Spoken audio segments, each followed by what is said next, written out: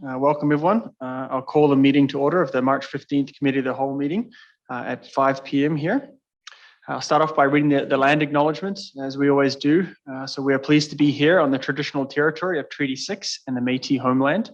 We acknowledge all those who share a deep connection with this land. The City of Beaumont respects the histories, languages, and cultures of all Canada's First Peoples, whether they be of First Nation, Métis, or Inuit descent, and appreciate that their presence continues to enrich Canada's vibrant communities. We're all treaty people, and the peace treaties bind us all. Let's move over to the adoption of the agenda. Item number 2. I'll ask if there is any modifications to the agenda.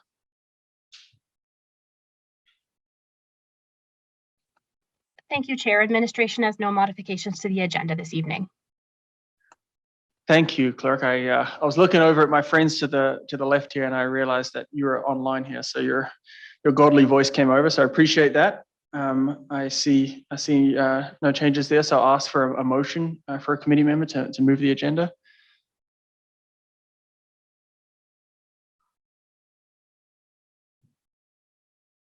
Bill's trying his best. He lost out there. I think Steve won in the end. Steve, you're up, mate. Yeah, I'll move that the Committee of the Whole adopt the March 15th, 2022 Committee of the Whole meeting agenda as presented. Thank you. Thank you. I'll start the vote. If you guys could just vote on your buttons.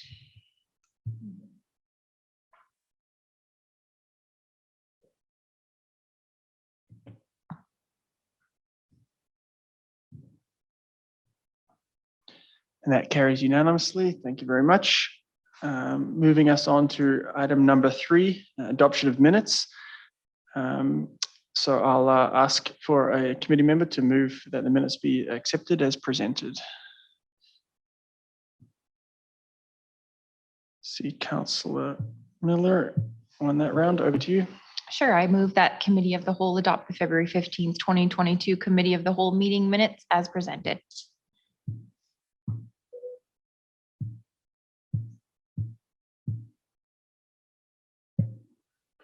Okay, we'll start the vote on that.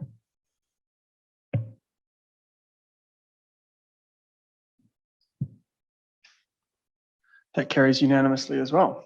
All righty, we're moving nice and smooth here today. Brings us to item number 4, presentations and delegations. And as you'll see here, we've got 5 presentations tonight.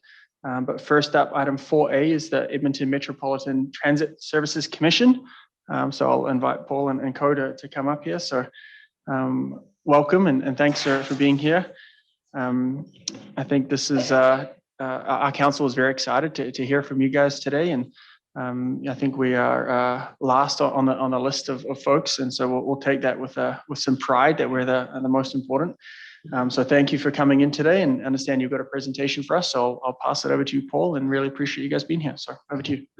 Thank you very much, Mr. Chair. And with me today, I have Sean Platt, our digital media expert as well. Sean's been helping craft this presentation. And yes, you're absolutely right. This is the 8th of 8 council presentations that we have delivered over the course of the last few months. Last but certainly not least, and in fact you have the benefit, I think, of many of the tweaks that we have made along the way. So we've been perfecting our craft as we've been presenting these things to the 8-member municipalities, and happy to present today. What I'm proposing to present today is simply a bit of a status update as to where we are with the stand-up of the organization. And Councillor Munkoff-Swain has been instrumental in a lot of the work that has taken place to date. I'll speak a little bit about the history of where we're at, or how we got to where we're at, recognizing that there are a few new members that perhaps haven't been privy to the history in the past. I'll speak to the shared priorities and kind of the primary drivers of why this was created and why we're moving forward with this. I'll speak to the constituency or the membership of the commission. And then we'll really get into the things that we're working on in 2022. And those will be the discussions around the regional service that we're preparing to start delivering in 2023. I'll discuss some of the principles around the local service delivery as well. as well as the other elements of the approved 2022 work plan that the board approved last year. So moving quickly, and I don't propose to go through every one of the points on this slide, but this slide really represents the fact that there have been many, many, many years of work to get us to where we are today. And in fact, the work started as early as the year 2000 and maybe even before that. The discussions around creating integrated transit to benefit all the communities of the metropolitan region has been an ongoing challenge. But really, maybe I'll start in 2016, because that was a key moment at which primarily St. Albert and Edmonton decided to get together. And our current chair, Wes Broadhead, was instrumental in a lot of that work back at that point. The two municipalities got together and started to think about how could we generate, how could we create a truly integrated approach to delivering transit across municipal boundaries. And at that time, there were a number of other municipalities that also joined on board. And in fact, there were about 14 that participated in the original team that started developing the request to the government of Alberta for some funding to help assist in creating a business case or putting together a business case to explore the benefits of creating this integrated approach. That led to ultimately a report being prepared in 2020, early 2020, and it being circulated and being discussed with all 14 municipalities that were interested at that time, and ultimately the resolutions from 8 municipalities to agree to work together. And I'll speak to the 8 in the middle of 2020. That led to a revised addendum of the business case being published in June of that year, which was then submitted to the province as the basis for the approval of this commission. And this commission was created by by the Minister of Municipal Affairs in January of last year. So since January of last year, the board was constituted. The board then got together and started the process of trying to hire some of the first key staff. And in May, I was brought on board, and we've been running full steam ever since. So that's kind of the background, and now we'll get into a little bit of the work that we've been focusing on. The business case itself really focused on 2 key aspects. It identified 2 lenses through which we can look at the benefits of creating an integrated approach to transit. And those lenses were really reflective of the fact that by doing so and by moving 8 different approaches into one approach, there was the potential to deliver the transit more efficiently and ultimately to provide a better level of service across all of the communities constituting the 8-member municipalities. And I say ultimately, and I'll get back to that throughout the process, because what happened is recognizing that a lot of this work was preceding the current COVID pandemic and the challenges that's introduced across the country, across the world, in some cases, on transit ridership. We all recognize, and the board recognizes, that the conditions that were in place back in 2019 are different than the conditions that we face right now. So that's something that's challenging us as we start moving forward to identifying the regional level of service that we would propose, and I'll speak to that in a few slides. But really, those 2 key lenses of efficiency and better service are the primary drivers of what we're pursuing and the objectives of the organization. So moving forward then, the shared priorities and outcomes are the same for all 8 municipalities. And I said that we've been refining this presentation as we've been going along. Just yesterday, I presented to the city of Edmonton.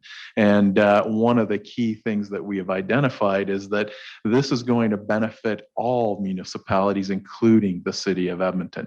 There are some that at the city feel particularly that this is an effort that may benefit the surrounding municipalities, but in effect, what we're working on is an effort that will contribute to the communities across all 8 municipalities, and there are going to be winners. There's going to be benefits to all 8.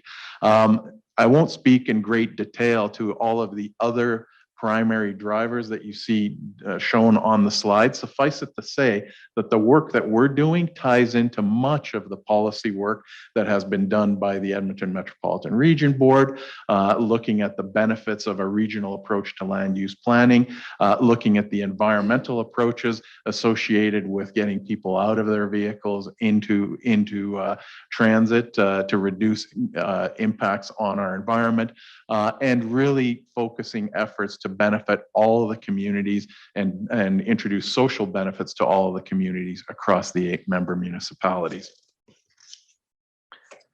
So getting to the membership, these are the 8 municipalities that these are the 8 municipalities that are the shareholders of the Metropolitan Transit Services Commission. You, along with the other 7, are the owners of this organization. You have a share in this organization, and each of these municipalities is represented by an elected member from each of the councils on that are listed on the map. Councillor Munkoff Swain, as I said, is the city of Beaumont's representative. No surprise to any of you. The town of Devon is represented by Councillor Ben Gronberg. The city of Edmonton is represented by Councillor Andrew Knack, a long-serving Edmonton council member that was involved in a lot of the earlier work to justify the regional approach within Edmonton. The city of Fort Saskatchewan is represented by Councillor Gord Harris, and Councillor Harris is also the chair of our Human Resources and Compensation Committee. The city of Leduc is represented by Councillor Glenn Finstad, and Glenn Finstad is the overall vice chair of the commission as well. St. Albert, as I said earlier, is represented by Councillor Wes Broadhead, who is the chair of the commission. And quite frankly, given the departure of Councillor Walters, probably has the longest history associated with this initiative within the board. The city of Spruce Grove is represented by former Mayor Stuart Houston, now Councillor Stuart Houston, who also played an instrumental role in getting the commission started. And the town of Stony Plain is represented by Councillor Justin Laurie, who is also the chair of our Audit and Finance Committee. And when you look at the map, you see that there are a number of other municipalities that aren't represented on the board, and that is work in progress. We know, for example, that there is one key transit authority that is currently operating in the Edmonton area, in the metropolitan area, that is a non-member. And actually, we're going to be going out and chatting with the Council of Strathcona County in April and bringing them a similar presentation to what you see here today before you. Just to go back a little bit to the key primary drivers, those drivers of improved service and increased efficiency, those objectives or those raison d'etre were really highlighted in some of the survey work that we undertook under the board's direction in 2021. There were many questions that were posed to about 1,200 residents of the 8 municipalities, and the makeup of that 1,200 member group was reflective of the proportionate populations of the 8 municipalities. But it was astounding when we started looking at what popped up as 2 very common themes. 7 out of 10 members of 7 out of 10 respondents to the survey really identified that they saw great value in an integrated transit approach for them within their municipalities. But unfortunately, the challenge is that less than 1 in 5 actually think the transit is efficient right now in their town and town or city. And that presents a challenge, but also a great opportunity as we're going forward. And really, I think what it's identifying is that this focus on improved service and increased efficiency is exactly what our populations are looking for. So I'll move now to discussing both the 2 major elements of the services that the board is looking at in terms of where it is that we're going to concentrate for opening day service delivery in 2023. The first sort of component of service is the regional service. So that's the intermunicipal service that has been discussed for many years. And the idea that greater efficiencies can be achieved by looking at integrating the services in many of the corridors that are represented conceptually on this map. And I say conceptually, and the reason why we've got a conceptual map as opposed to one that some of you may remember from the earlier business case.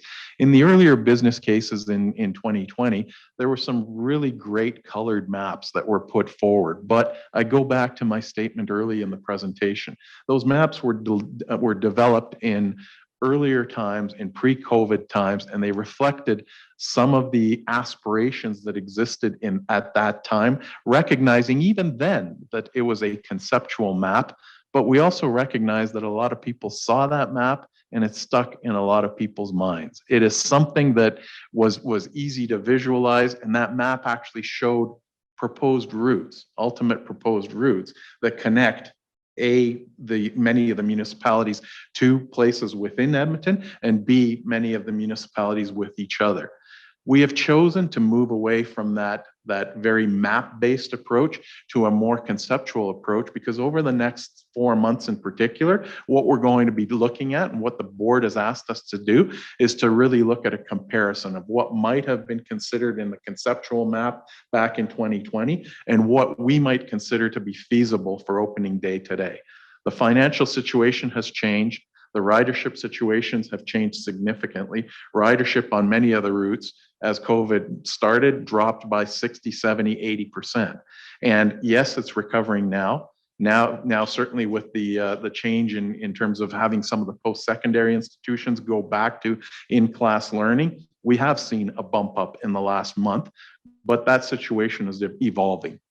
And what we're working on now, and what we will be working on with the administrations, your administration, the other administrations, and with you as councils, we'll be working on what are the reasonable expectations for ridership in early 2023. What is going to be feasible to be delivered from a cost perspective? What can you afford? What can the other municipalities afford? That's the analysis that we're going to be undertaking over the next 4 months. Your staff will be involved in that. We do have a proposed public engagement component with that as well, and you'll be hearing more about that over the course of the next month to 2 months as well. But as I said, the first factor, or the first sort of bucket of services that we're looking at are these regional intermunicipal services. The next component is local service. And we're specifically, if we can just flip to the next slide, we're specifically changing or speaking about those two things separately for one very simple reason. Local service and local levels of service are going to be determined within each municipality, within each community. And the reason for that is that right now there exists great variance, great variety, great differences in local service between the 8 municipalities. The city of St. Albert, for example, has quite a robust local service within the limits of the city of St. Albert. Some other municipalities do not. And that's reflective of A, demand, and B, quite frankly, the financial position that the municipalities find themselves in. The premise with regards to local service was enunciated in the original business case and continues to be that local service will be funded 100% by each of the municipalities. So whereas in terms of the regional service, those intermunicipal connections will be cost shared, and we'll be coming up with an appropriate cost sharing formula for recommendation to the board. The principle around local service is very much save for pay. That's kind of a colloquial way of phrasing it, but that is the way that we've always thought about local service in the original business case, and continues to be the main point of focus with regards to defining those levels of service today. And that applies regardless of whether it's within the city of Edmonton or within the city of Fort Saskatchewan or the city of Beaumont. Ultimately, it will be through discussions with you, with your administrations, that we will come to a point where everybody agrees this is the level of service that can be afforded for local service delivery. So those are the two major focus areas for the definition of opening day service. And that is a major element of the work plan determining, coming up with those recommendations is a major element of the work plan that was approved by the board for 2022. It falls and really constitutes the first of three key areas that we are looking for. Included in this work around definition of opening day is also the negotiation of service delivery agreements with each of those municipalities that is currently operating transit. The runway to early 2023 is very short. And while at some points there may have been discussions early on in terms of looking at different service delivery models as the commission gets started, the reality is that between now and early 2023, the only way that we're going to be able to consolidate the delivery of opening day service in that timeline is essentially to negotiate with each municipality a separate agreement that takes into account the specifics of how transit is being delivered today in each municipality and how that, along with the assets, along with potentially the labor force, will be transitioned into either direct ownership or under the direction of the EMTSC. So that's the main component, main category of work around opening day service definition and around getting to the point where we're going to be delivering service early in 2023. Second major component is continuing the work of standing up the commission. And I won't go through a lot of the work that has been done in terms of creating a new office and administrative structure.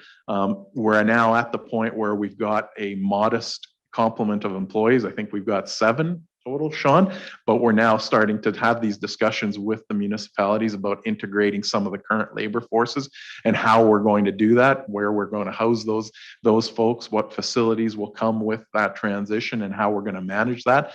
But the key thing that I would focus on this slide is that the board has engaged over the course of the last month and a half into brand development work, really developing a distinctive identity for our service. Everybody recognizes that Edmonton Metropolitan Transit Services Commission doesn't kind of roll off the tongue. So it's going to be tough to say, yeah, we're catching the Edmonton Metropolitan Transit Services Commission bus.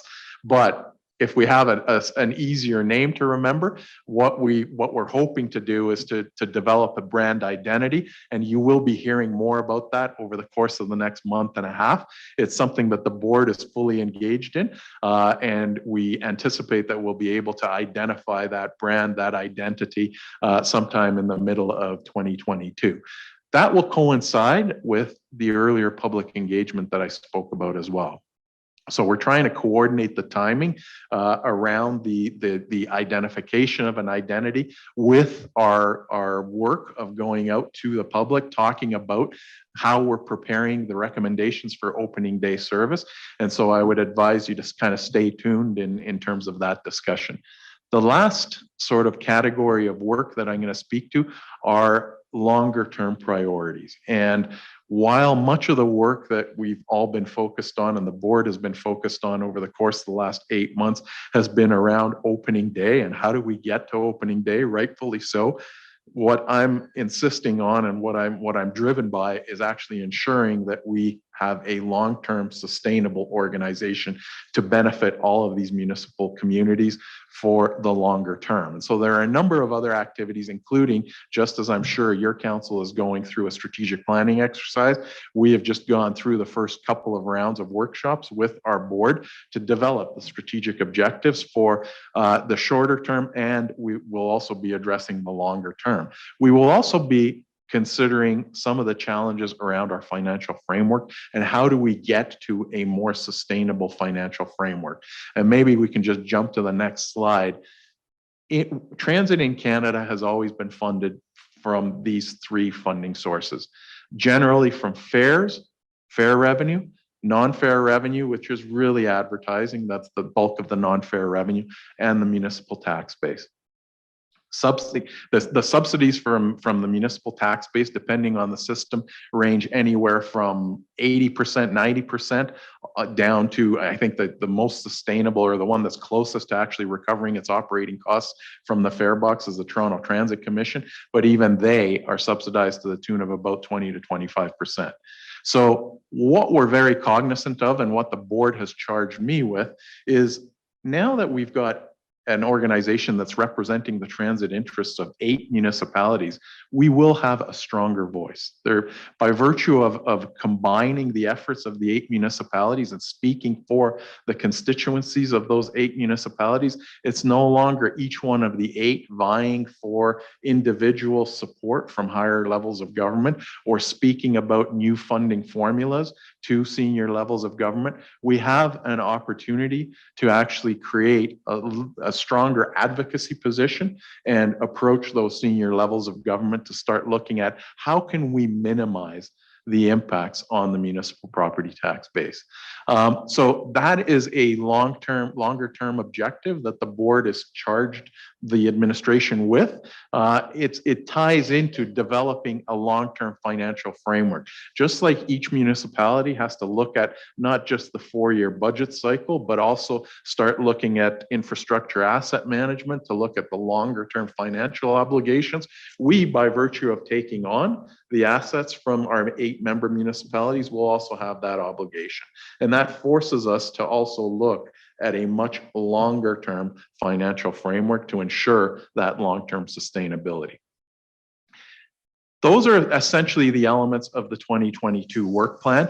And the last point that I'll raise is one decision that the board made in late 2021 as they approved the 2022 work plan was there was a very conscious decision that given that the start of operations would not take place until early 2023, where in the original business plan there was the contemplation of actually seeking municipal requisitions for offsetting the funding requirements for the organization in late 2022. The board made the decision to defer that to 2023, recognizing that all the municipalities would continue to bear the full cost of operating transit in 2022. What that requires, however, is that the full cost of standing up the commission be debt financed. And in order for that to happen, what we have to do is we have to extend our original line of credit that we had anticipated at maxing out at $5 million to take us up to $7 million, which will cover the full cost of standing up the corporation.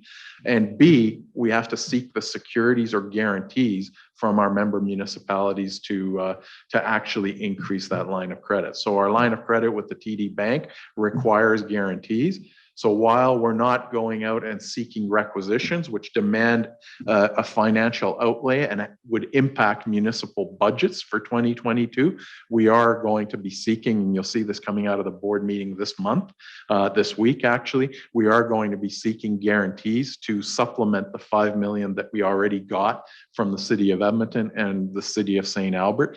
The current guarantees or the original guarantees for the $5 million line of credit were split 2/3, 1/3, Edmonton and St. Albert. And we're now at the point where we need to follow through on getting the guarantees for the additional $2 million. So I'm positioning that with each council. That discussion on how that will be done will be held by the board this week. We anticipate that, or we're hoping that we might be able to follow through on the original plan and just extend the original plan, but it is subject to getting approvals from those 2 municipalities as well. So with that, I will wrap up. I've presented to you where we are in terms of the status of the work that we're undertaking. The original rationale for creating the commission remains very much in play. This is still a viable alternative, and it's one that is going to capture the efficiencies of scale of moving from 8 administrative structures to 1 administrative structure.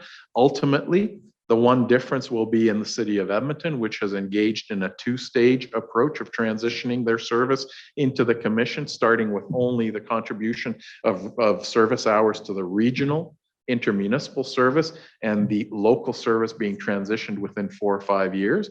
But the argument of achieving those greater efficiencies and ultimately being able to transition those efficiencies into better, more transit down the road once the original debts are paid off, That's the primary driver, and that's what we're continuing to work to as a feature of the one integrated transit solution. And with that, I'm happy to wrap up and answer any questions. Great, thanks, Paul. Really appreciate the overview there. A lot to cover, and particularly as you mentioned, for some folks, it's the first time hearing about it. I've tried to keep people updated as much as possible, but this was a good overview. So, what we'll do is we'll open it up for questions for folks around the table here. So, yeah, who's got some? See, sorry, I see the city clerk wanting to jump in, or Ms. Bougere. Oh, I'm sorry. Okay, you're good. Okay, I thought you were going to yell at me about process. So I didn't think I could mess that one up. But anyway, let's go to Councillor Miller. Over to you. Cool, thank you. That was really exciting. I was excited reading about this today because this is my first time hearing about this, and I have to agree, or I have to say, the current level of service that we have right now. We only go. I don't use transit, so I can't really speak to the level, but I'm pretty sure it goes to Heritage and back, and I believe that's as far as we go. Is that correct? So I think this is really exciting for residents.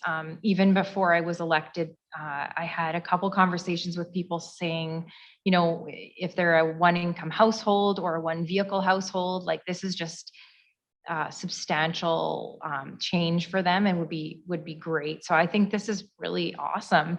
And I have a few questions here that I wrote down, so I hope I can get these out in a manner that makes sense. The current cost level that we have right now for our current service, can you kind of give a ballpark of percentage wise what we would be saving, or if we would be saving anything? And then I guess it also depends on the conversation you have with us as a municipality on what service level we require. So can you say what kind of financial benefit will we have as a municipality? So I go back to the earlier discussion around the original business case and how conditions have changed since that time. While the original business case did identify some savings relative to the service levels that were in place back in 2019, I guess it was, the recognition that things have changed substantially in terms of ridership, in terms of service demand, and in terms of fare revenue is what's prompting us to do this new analysis over the course of the next 4 months to look at what are truly the affordable aspects of what can be delivered in 2023. And ultimately, we will be bringing that data back to the board, sharing that data with the board, and we'll figure out how we can share that with each member municipality as well. That's the work that we're going through over the course of the next 4 months. 2 weeks ago, the board approved the retention of a consulting team, including WSP, along with a financial analytics firm and a detailed service planning firm. And that's the work that is now going to be carried out that will help identify and compare what was in place back in 2019 to the situation that we've got today, and will form the basis. So I don't have a cost that I can give you or a savings amount that I can provide to you today. Those figures that were in that original plan are figures that I wouldn't spread around again, given the changes that have taken place. So, and that's totally fair. Yeah. There may not be cost savings, but an increase in service levels, which could, is the way I see it.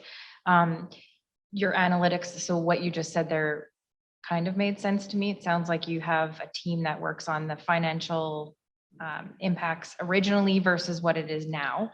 What about the ridership changes from what we currently had when we put transit in place in Beaumont to what is necessarily needed now?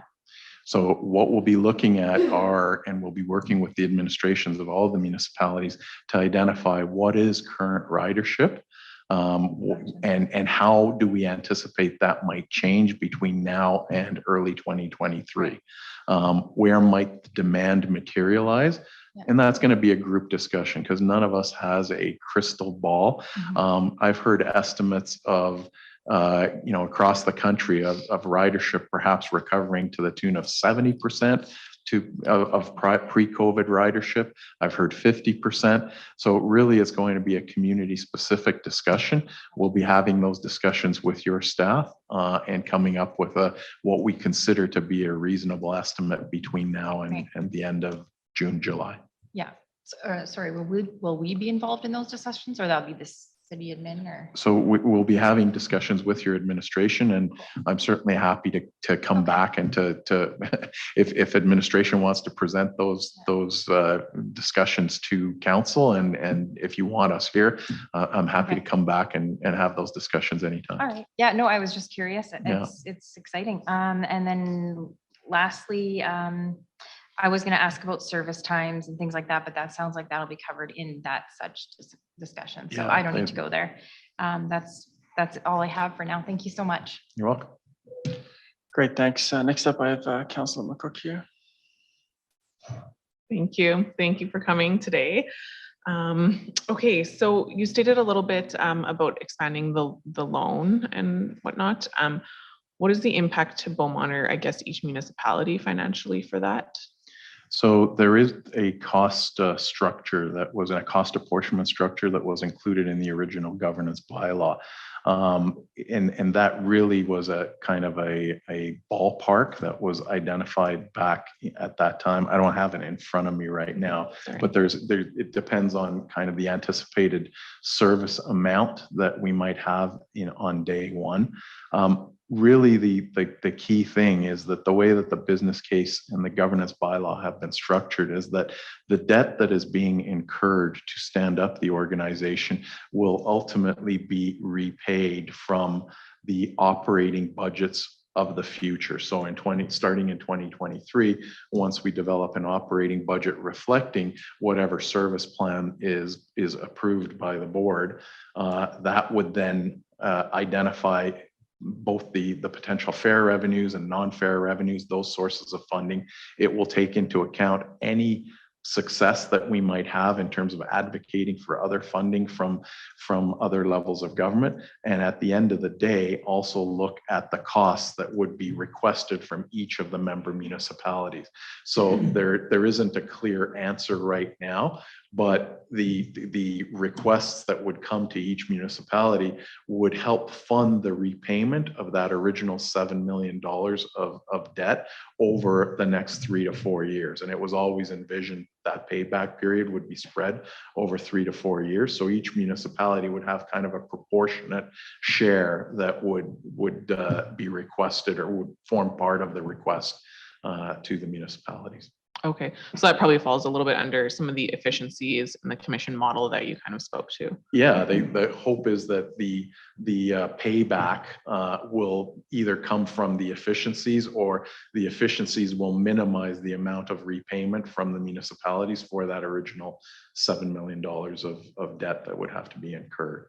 And I keep saying 7 million, the amount was about 6.5 million that was estimated, and continues to be about 6.5 million. Okay, thank you.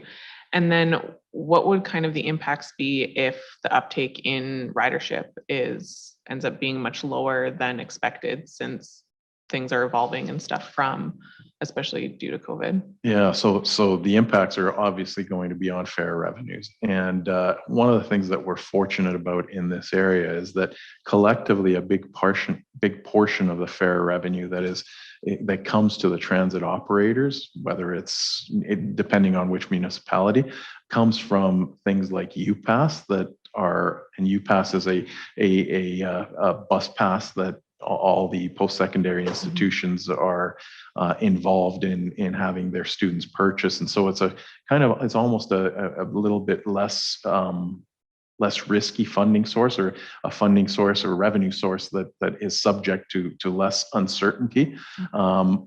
So at the end of the day, we'll have to look at what kind of fare revenue impacts we have from reduced ridership. If ridership does not recover as quickly as we had hoped, typically there are two solutions or two potential ways that a transit agency will consider that kind of situation. One is to seek additional subsidy funding. The other is to look at revisions or changes or refinements to the levels of service. So at the end of the day, there's a cost to operate service, and that cost has to be spread amongst the owners of that service and has to be borne by the owners of that service. If revenues, whether they be fair revenues or non-fair revenues or external funding from higher levels of government, can't pay the full cost of operations. Okay, perfect. Thank you. Just one more question. You spoke a little bit to ridership and how things have changed, and perhaps you already answered this a little bit as part of the local service aspect, but does EMTSC offer flexibility or opportunities when it comes to the on-demand services type service? Yeah, so typically on demand, in most municipalities, and certainly the way I think we're thinking about this right now, is that it is a really good solution for local service. And what I anticipate is that over the course of the next few months, we'll be having further discussions. I know that there have been discussions with the administration here about implementing on-demand services to serve the community here. Certainly, I've had experience with implementing on-demand in other jurisdictions as well. And it really does help offset or help minimize the cost of regularly scheduled service with a larger vehicle. And it eliminates that and replaces it with a more cost-effective option. And that's certainly going to be within the toolbox for local service delivery for this commission. I know that a number of the member municipalities have moved in that direction over the course of the last 2 years in particular. And I fully support continuing that move where it makes most sense economically and from a ridership perspective. So it will be definitely part of the solution moving forward. Perfect. Thank you very much. Thank you. Great. I'm just going to pick up on that thread around the local transit piece. And one of the things, as you pointed out, we are looking at that on-demand piece. So I'm just curious around the relationship, the discussions and communication process between the EMTSC and our administration. Like you correctly pointed out, what is local is local, and that's something for us to determine, and whether we come in with the Transit Commission or not is up for discussion. So just in your thoughts, how does that process work? How would you like to see the communication from us to you? Is it how do you see that process playing out? So the way I see it is that we're going to continue to have the discussions with the administrations of each one of the municipalities and help define how that transition will take place ultimately. I'm open to any suggestions as to what kind of communication processes we would go through.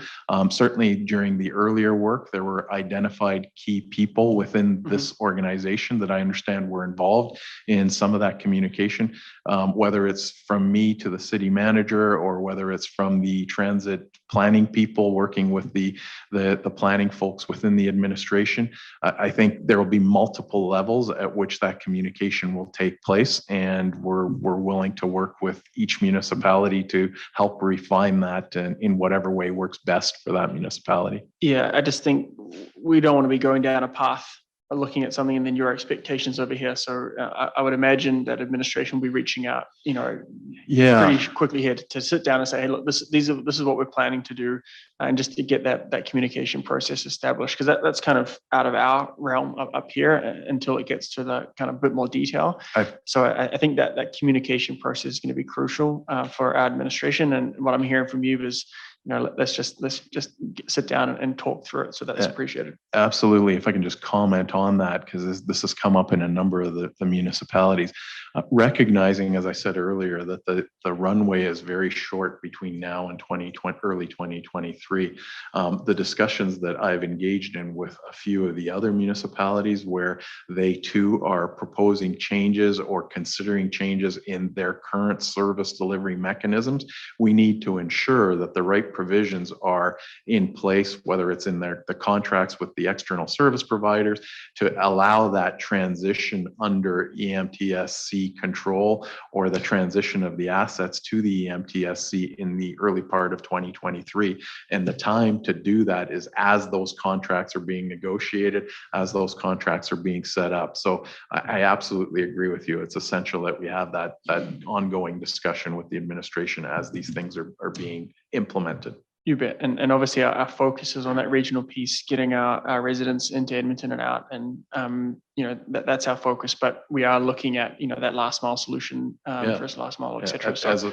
And I think all of the municipalities are all doing that and some, for example, in the town of Fort Saskatchewan and in the town of Stony Plain, these discussions are underway as to if there is additional local service that is implemented now, how do we ensure that the provisions are in those contracts to allow for that transition in 2023? So and we're not going to solve that up here. So I would imagine administration will reach out just to further clarify that. I'll move over. I got Councillor Van Newkirk lined up next.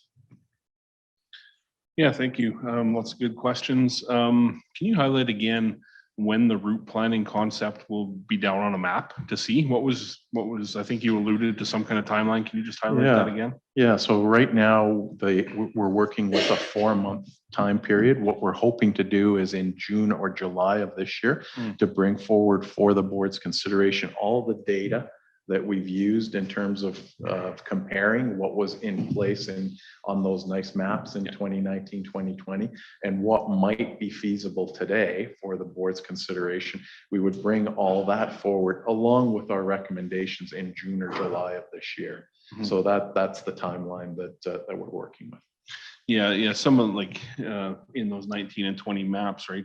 Some of the goals for Beaumont at that time was, a route to the airport, right? Right. Be it, it could be direct, it could be through a hub of some kind, it could be through Leduc, there's different iterations of how we could get there, but that was one of the original goals. Second question, just around the smart fare, the ARC card, you didn't talk about that, and I know that's pretty operational, but is it assumed that that type of a service or that service would be drug along into the commission? Yes, the assumption is that the ARC card will be part of the solution to regional transit. And certainly the majority of the current operators are working towards that end. It also includes, for example, Strathcona County that is not a member of EMTSC, but the assumption is that we're going to be using the ARC card and the smart fare technology as well. Yeah, that's exactly the link I was just going to make. So thank you. That'll be it, Chair, for me. Thank you. Go to Mayor Daniluk now. Thank you, Mr. Chair. I have a question and a comment, if I may. Gentlemen, thank you very much.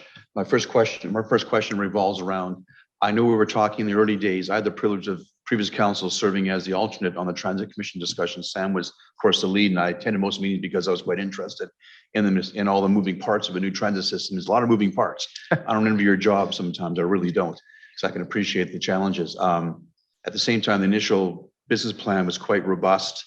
Many pretty pictures of routes, as you mentioned on earlier pictures. Question is, we were looking at a January 1, 2023 start for discussions 2.5 years ago.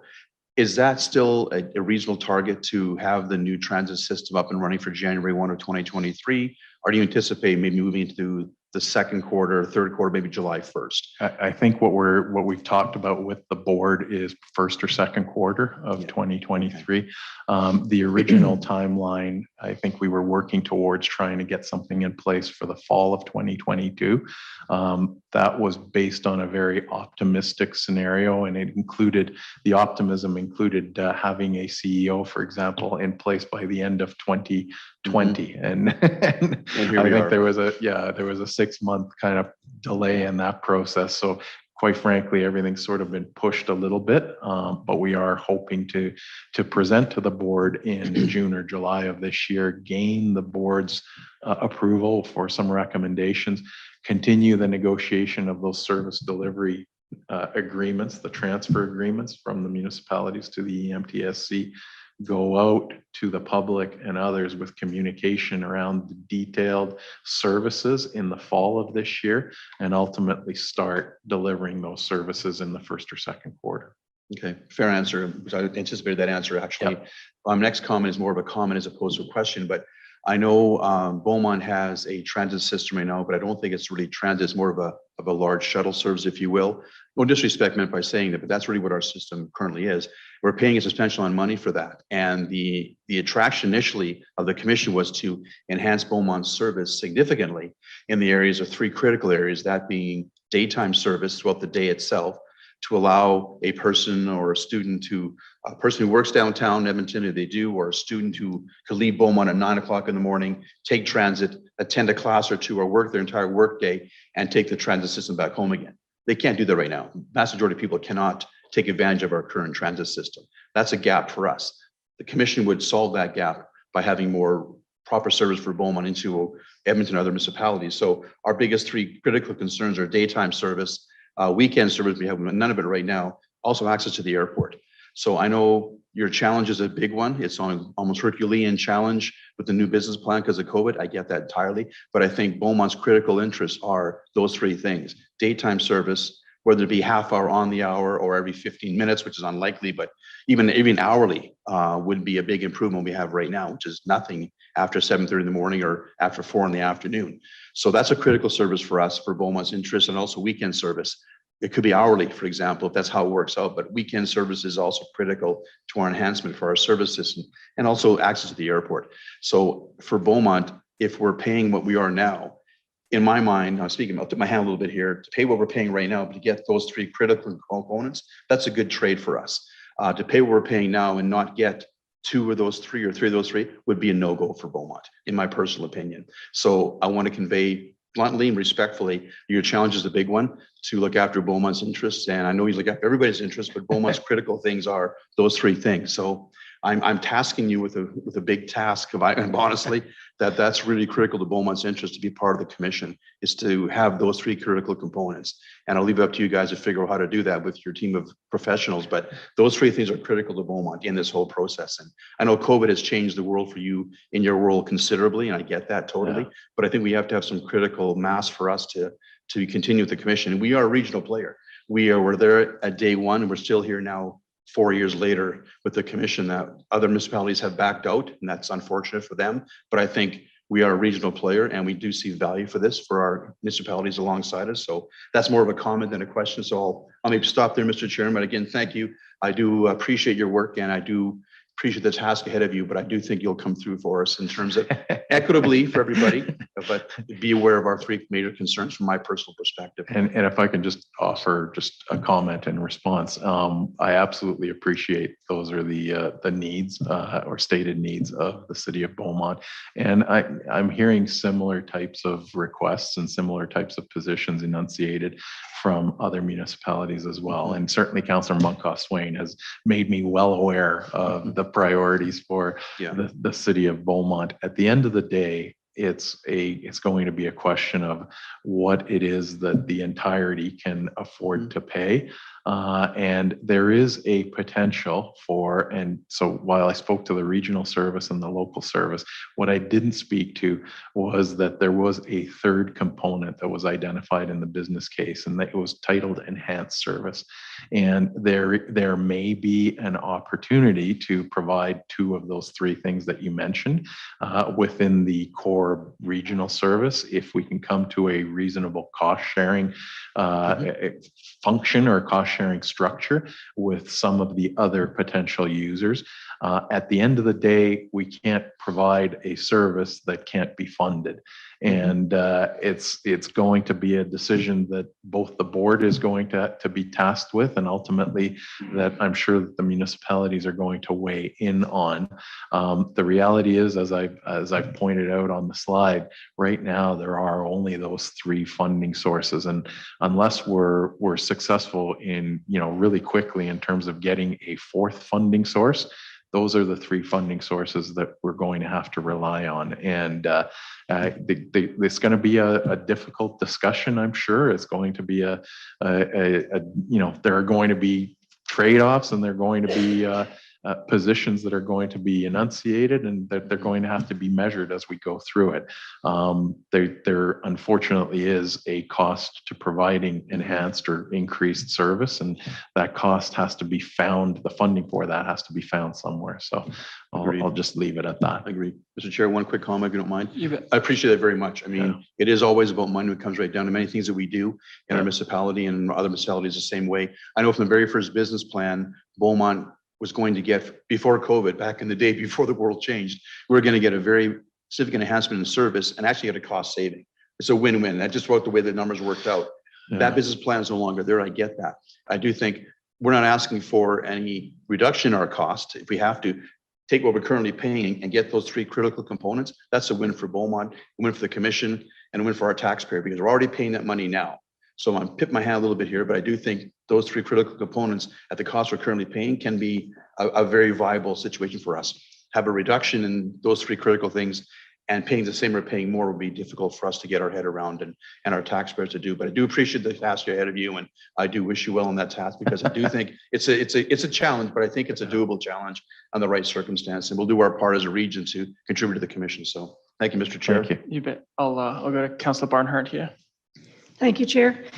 You've answered most of my questions, so I won't belabor them and go over them again. Like my colleagues here, this has been a long time coming and anxious. And 2023 is really, like, I can see that in the future, so that's looking good to me. Hopefully you make it. Yeah, I won't go over the shared cost, but just to let you know that I think the principles behind that are something I'm really curious to know how you're going to determine what share of Edmonton has the lion's share of the cost, and with we're connecting to the LRT, and I don't know how much of that is actually going to be shared then with the commission. So, you know, that's a big question mark, and I'm sure might keep you awake at night.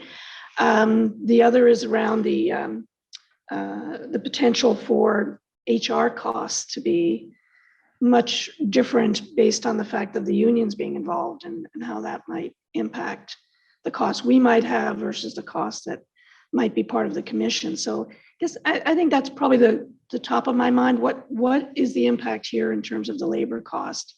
And are you considering, and you probably can't even say it or not, but just give me any parameters you have around the HR and the labor costs right now. That's you must be thinking about it. So I'll be blunt and I'll be frank. And I made this comment yesterday at the City of Edmonton Council meeting. We presented and we were there all day yesterday discussing this very topic. And I made it absolutely clear that there is no hidden agenda in terms of privatization. There is no hidden agenda in terms of significantly changing current service delivery models. That is not what's on the table. We recognize that as we move into 2023, and I spoke to that short runway, we're going to have to be reliant on many of the current service delivery models that are in place. So we're going to have to negotiate specific agreements with each municipality to transition what is in place now into the organization for early 2023 operational start. The efficiencies that you spoke to in terms of human resources, I think they're valid. I think the notion of taking 8 administrative structures and merging them or combining them into one will allow us to reduce duplication of effort and to actually achieve and capitalize on efficiencies. There are certain roles that aren't required in 8 different places. They can be done in one place, and that's a fundamental premise or basis of the business case that was approved by the 8 municipalities. But and I've said this repeatedly, there is no hidden agenda to move forward with a privatization or to affect and reduce levels of service or reduce labor costs through this effort. And I'm frank about that. You're being very open about it, and I think we all appreciate that. Yeah. Last question I'll ask is, you mentioned the fact that as a region, we have more strength negotiating. Are you including in there some requests for funding from other orders of government, and is that in the plan? Yeah, so that's definitely the kind of the one of the areas of focus is there are really two sort of areas that I think we can start to explore. One is direct funding contributions, and certainly the federal government has signaled already that for 2028, for example, they've signaled that they anticipate or they want to start developing a program for helping offset operating costs for municipal transit. So we're very enthused about that, but 2028 seems to be quite a ways off yet. And Can you see that? we've got, yeah, and It's 23, I did. we've got funding challenges now. Everybody does. So hopefully by increasing the strength of our voice, we'll be able to engage in some of those discussions. There may be opportunities too to develop a completely different funding regime for transit. And for example, in certain parts of the country, there have been greater proportions of gas tax that have been allocated by the two senior levels of government to help offset transit operating costs. Maybe that's a solution, but something that increases the potential stability of future funding sources from other than the three that I mentioned is what we're going to be looking at. Well, good luck to you. I know you're in good hands with the board that you have. I know many of the individuals that are on there. Yeah. I know Wes quite well from my past, so Yeah. good luck to you. Thank you Thank for you. coming. Thanks. And before I go to Councillor Tessier, I just want to reinforce that, Paul spoke about the federal government, but we're well aware that there is a provincial election coming up and an opportunity for us to go at both parties here. And there's a strategy that is being developed around that to look at that. So for sure. You did mention LRT and so I'm going to give you 10 seconds to answer it. LRT costs impact of Beaumont. Yeah, so yeah, I neglected to speak to that, and I apologize. I should have touched on that. This effort is clearly focused on bus transit, and LRT is out of scope and has been out of scope since the original business case analysis. So LRT will remain, the responsibility for LRT will remain with the city of Edmonton. At this point, it's purely the pure focus is on bus transit. Sorry, I should have mentioned that. You're good. Not quite 10 seconds, but I'll give it to you. Tessier? Thank you, Chair. And you did answer the LRT question for me as well. So I just want to clear something up. So for the regional transit, I mean, City of Edmonton buses or St. Albert could be coming to Beaumont, and those buses will be rebranded to look similar, or the cities will be on there with some sort of tag, like you're saying, with Yeah. some long sentence. But So that's a great question. I've gone through this once before in my career, and there's definitely going to be a period of transition. But ultimately, the hope is and the anticipation is that there's going to be one brand for intermunicipal transit, and that brand will be the same for local transit in 7 out of the 8 municipalities. So it'll be one new identity that is focused on delivering local transit in the 7 municipalities outside of Edmonton, as well as the intermunicipal. And I don't know whether we're going to call it Table or what, but it'll be Table that's delivering that service.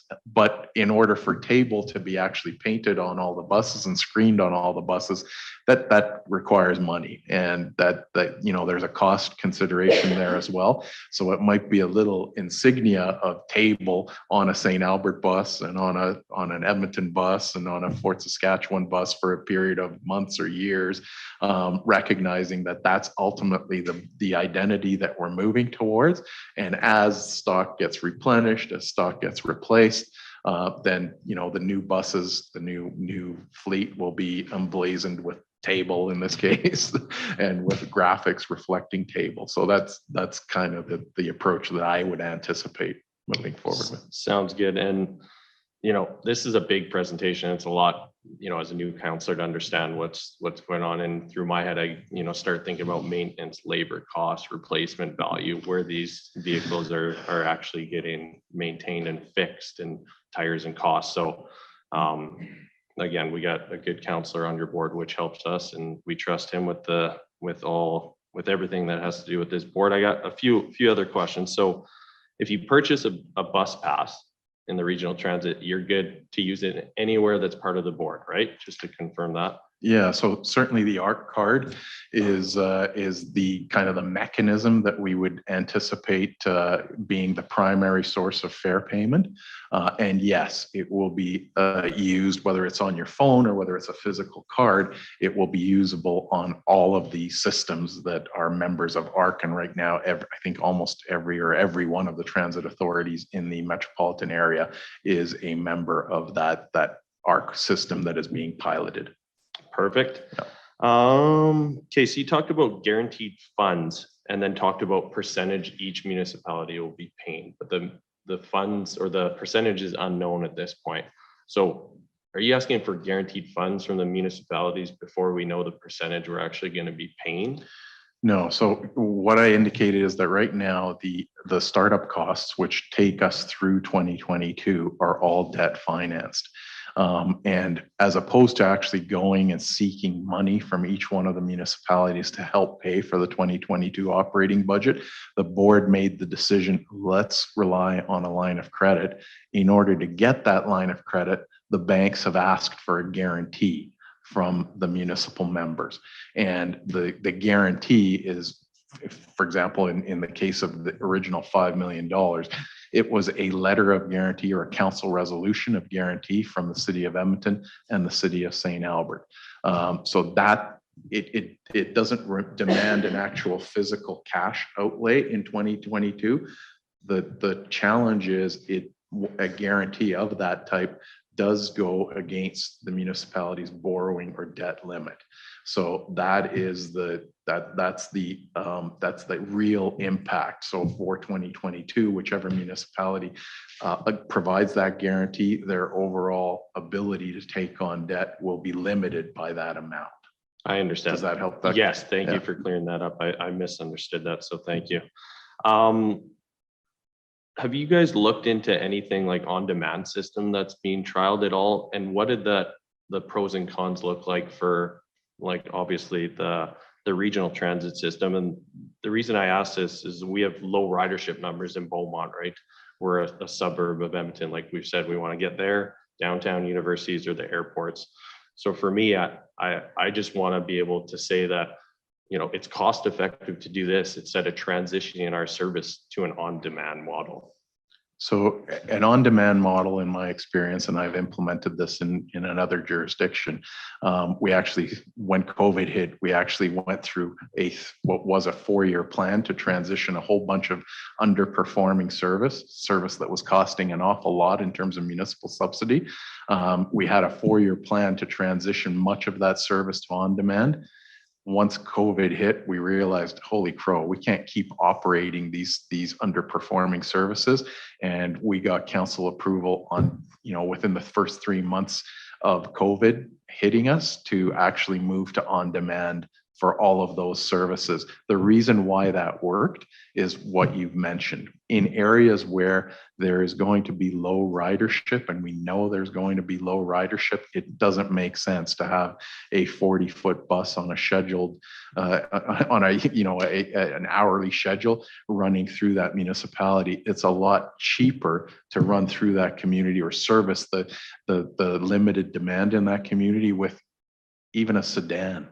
So we actually moved to that model. We had many pickups using a sedan or a small van where we could combine 2 or 3 people and schedule that through on-demand phone calls, and it reduced costs significantly for those few riders. It reduced the subsidy per rider from, in some cases we were subsidizing $160, $120 per fare, and we were able to reduce that down to $25 or $20 per fare using a on-demand model. So it's a much more efficient, cost-effective way to service low ridership areas.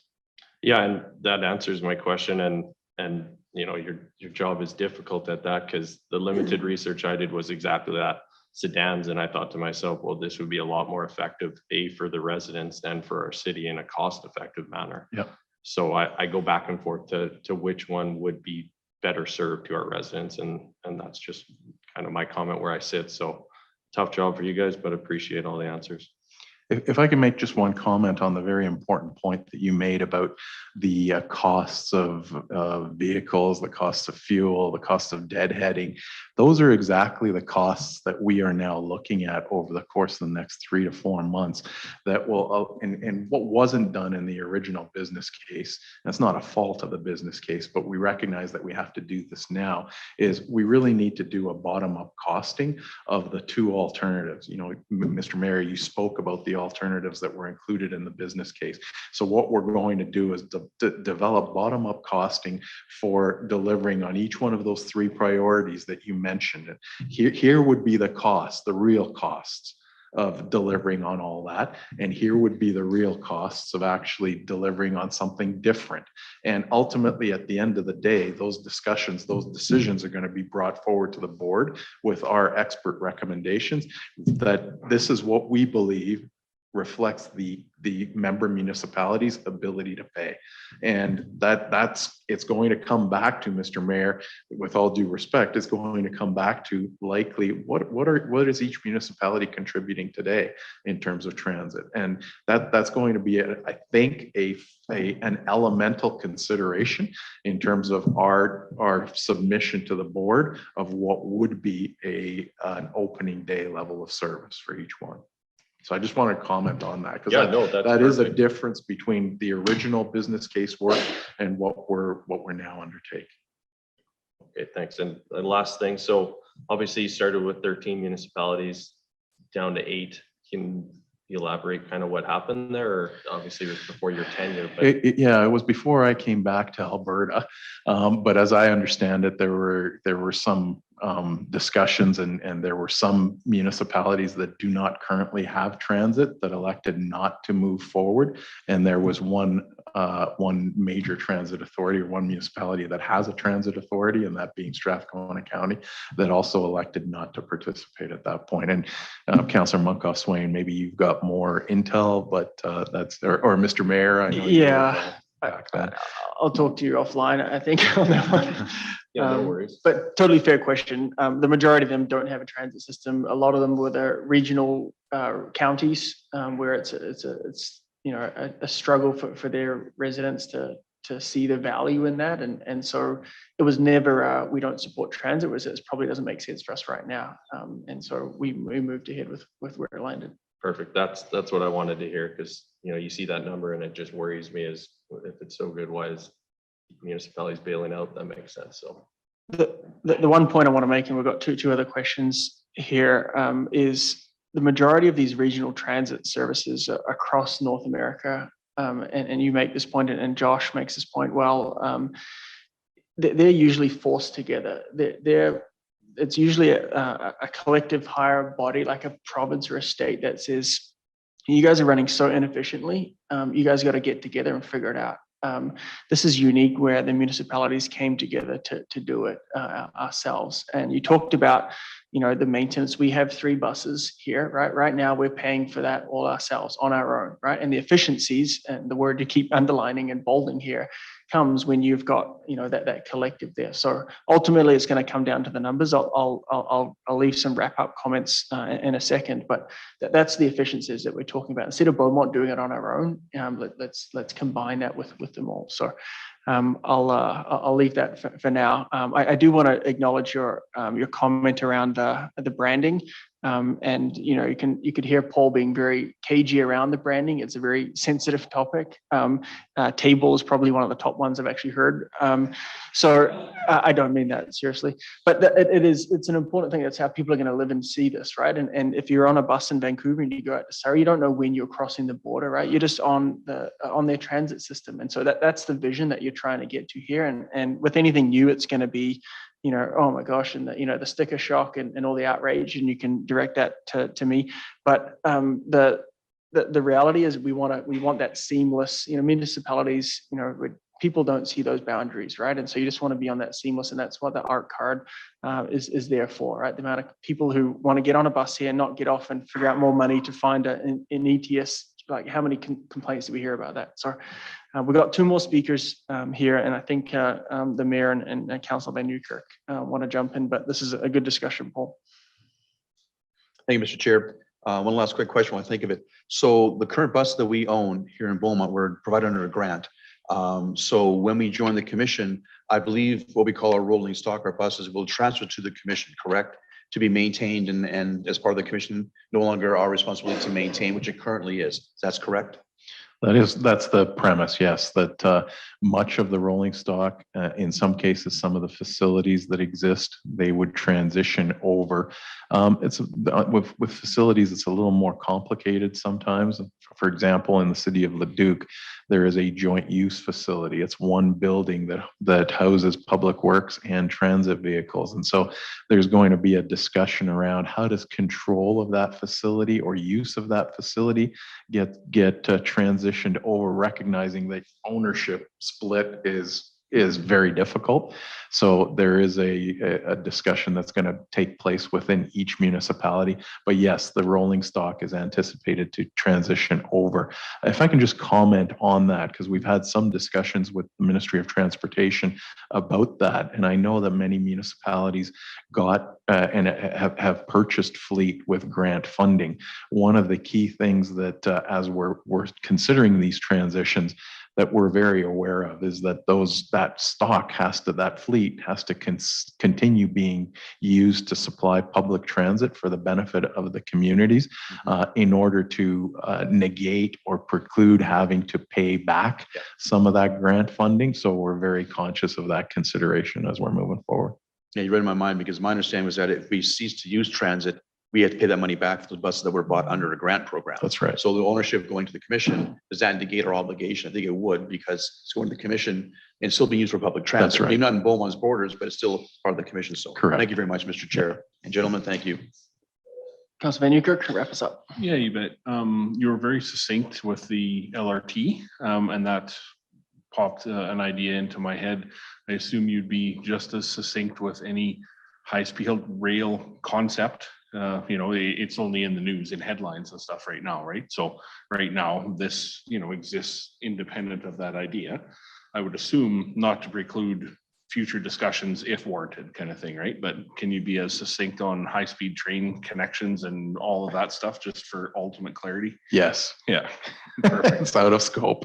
Yeah, out of scope. As exciting as it would be, it's out of scope. Yes. Yeah, if it ever comes to life, it's going to land somewhere and then it'll be evaluated at that point, right? So.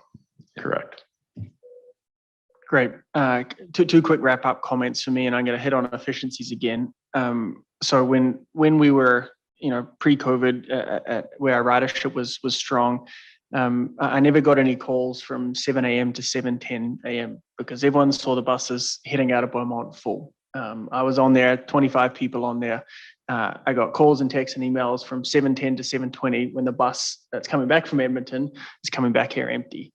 Right. And what we're trying to do with efficiencies is the plan that's going to be coming forward is that bus now goes into Edmonton under the commission, and it's not going to come back empty. It's going to carry on and go into the broader routes. And we won't get into that here, but let's say that bus carries on to the university. So the efficiencies comes from us not having to pay for that bus to drive all the way back here empty. We know that there are very few people who are catching the bus from Edmonton to Beaumont at this stage at 6:30 in the morning, right? So that's the efficiencies, and that's the challenge as elected representatives. When you see that bus empty, I put my head down. I know where this is coming, because it's the reality, right? Folks aren't catching it to and forward on that during those times. So that's really what the commission is based on.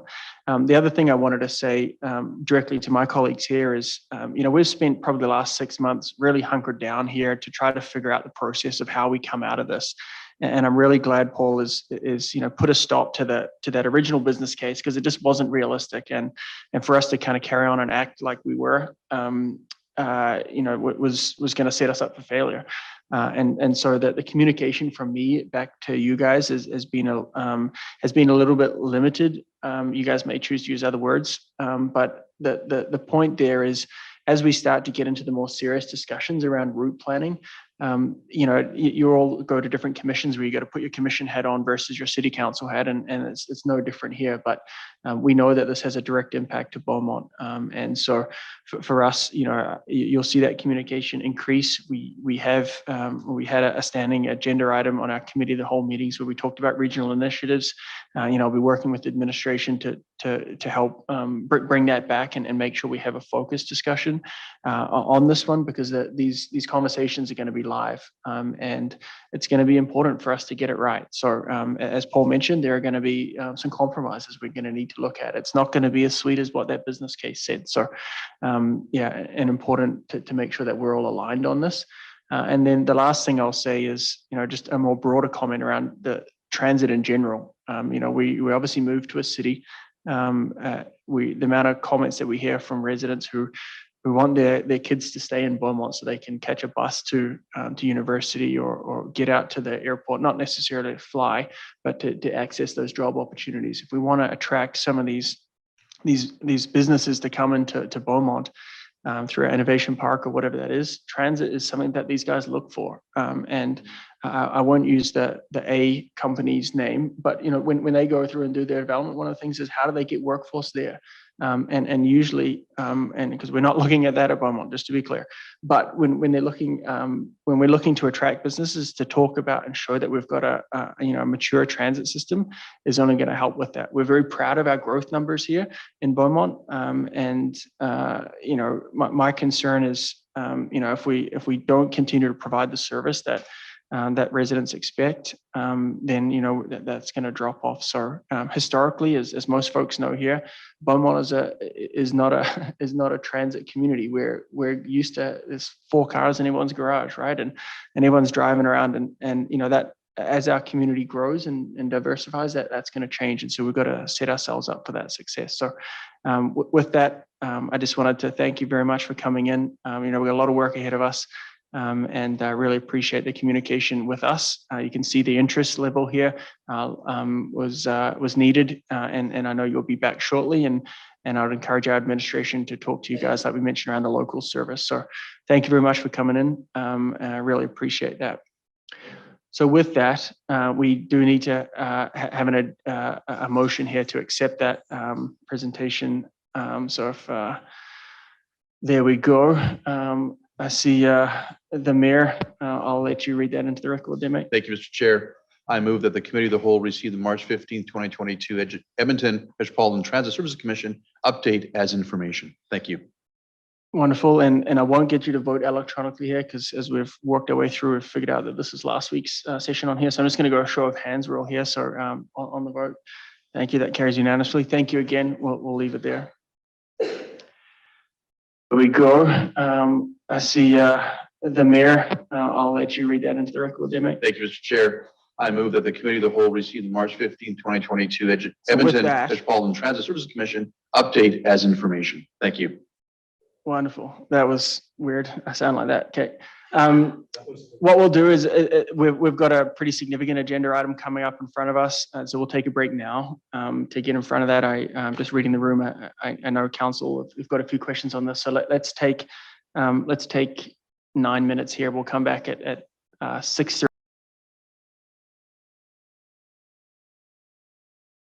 Welcome back to the March 15th Committee of the Whole meeting.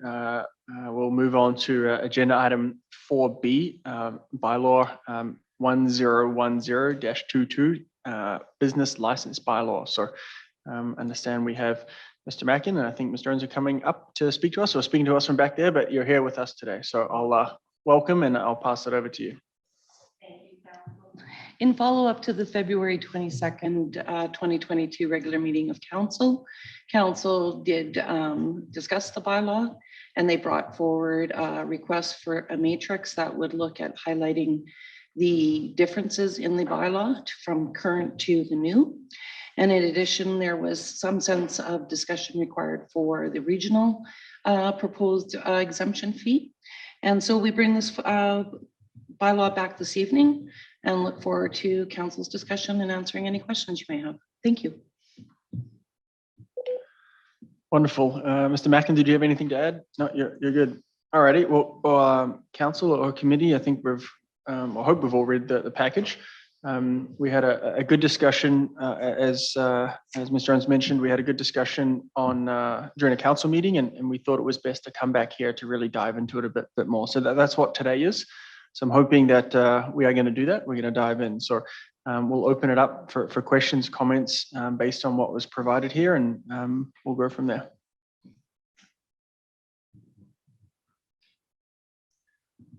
Thank you, Councillor McCook, for getting us started. Appreciate the matrix. It definitely helped to be able to look through between the two. So I'm going to go down a little bit of a road here. So we talk a little bit about red tape reduction. Help me understand a little bit more. What's the purpose of the business license? So the purpose of the business license as it stands right now is to manage business and ensure that businesses register to the bylaw.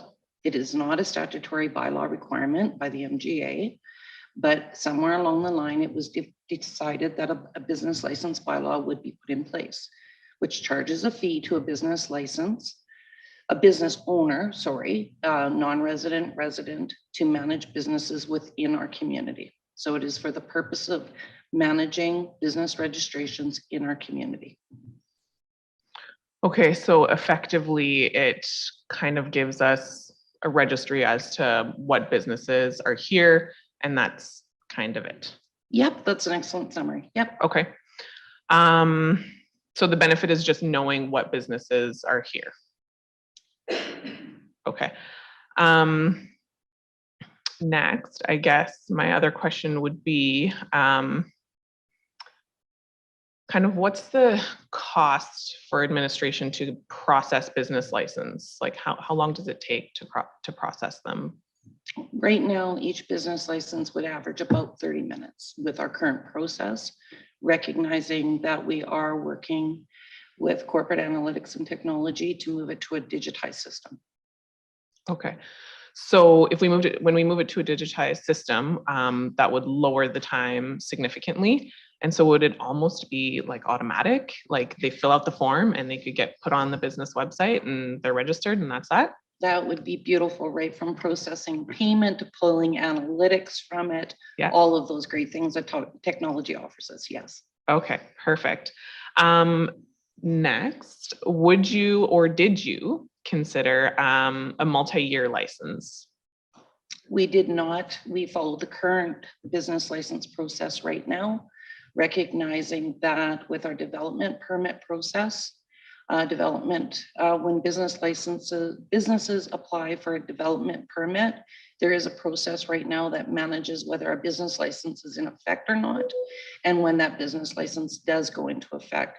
So for our first steps forward, what we opted to do was to minimize the red tape by saying that we would not issue a business license until the development permit, when required, was fully processed by planning and development. Okay, perfect. So that's tied together. Correct. Okay. My next question is, okay, so you stated that there's no instances where a business license has been refused in the past 8 years. What would have to happen for a license to be refused? It might be something within the type of business license, the type of operation they're wanting to look at in terms of the land and applying to the land use bylaw. So if there was something where a certain type of business that served a certain type of community for purposes that aren't supported by the community, you might want to have the ability to refuse the business license.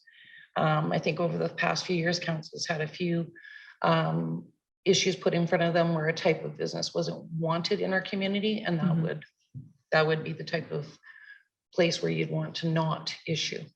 Okay, and now I'm thinking that now that you guys tie them more closely with the development permit, that will likely probably happen potentially more often. If it doesn't pass with the development permit, you won't issue the license. Correct. Okay. So you also said procedural changes can be made without having to return to council to amend the bylaw. Can you give an example of some procedural changes that would be made?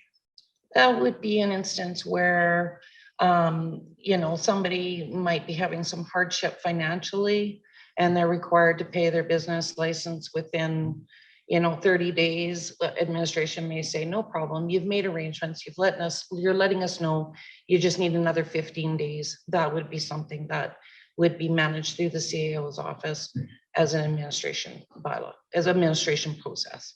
Okay, thank you. Thank you.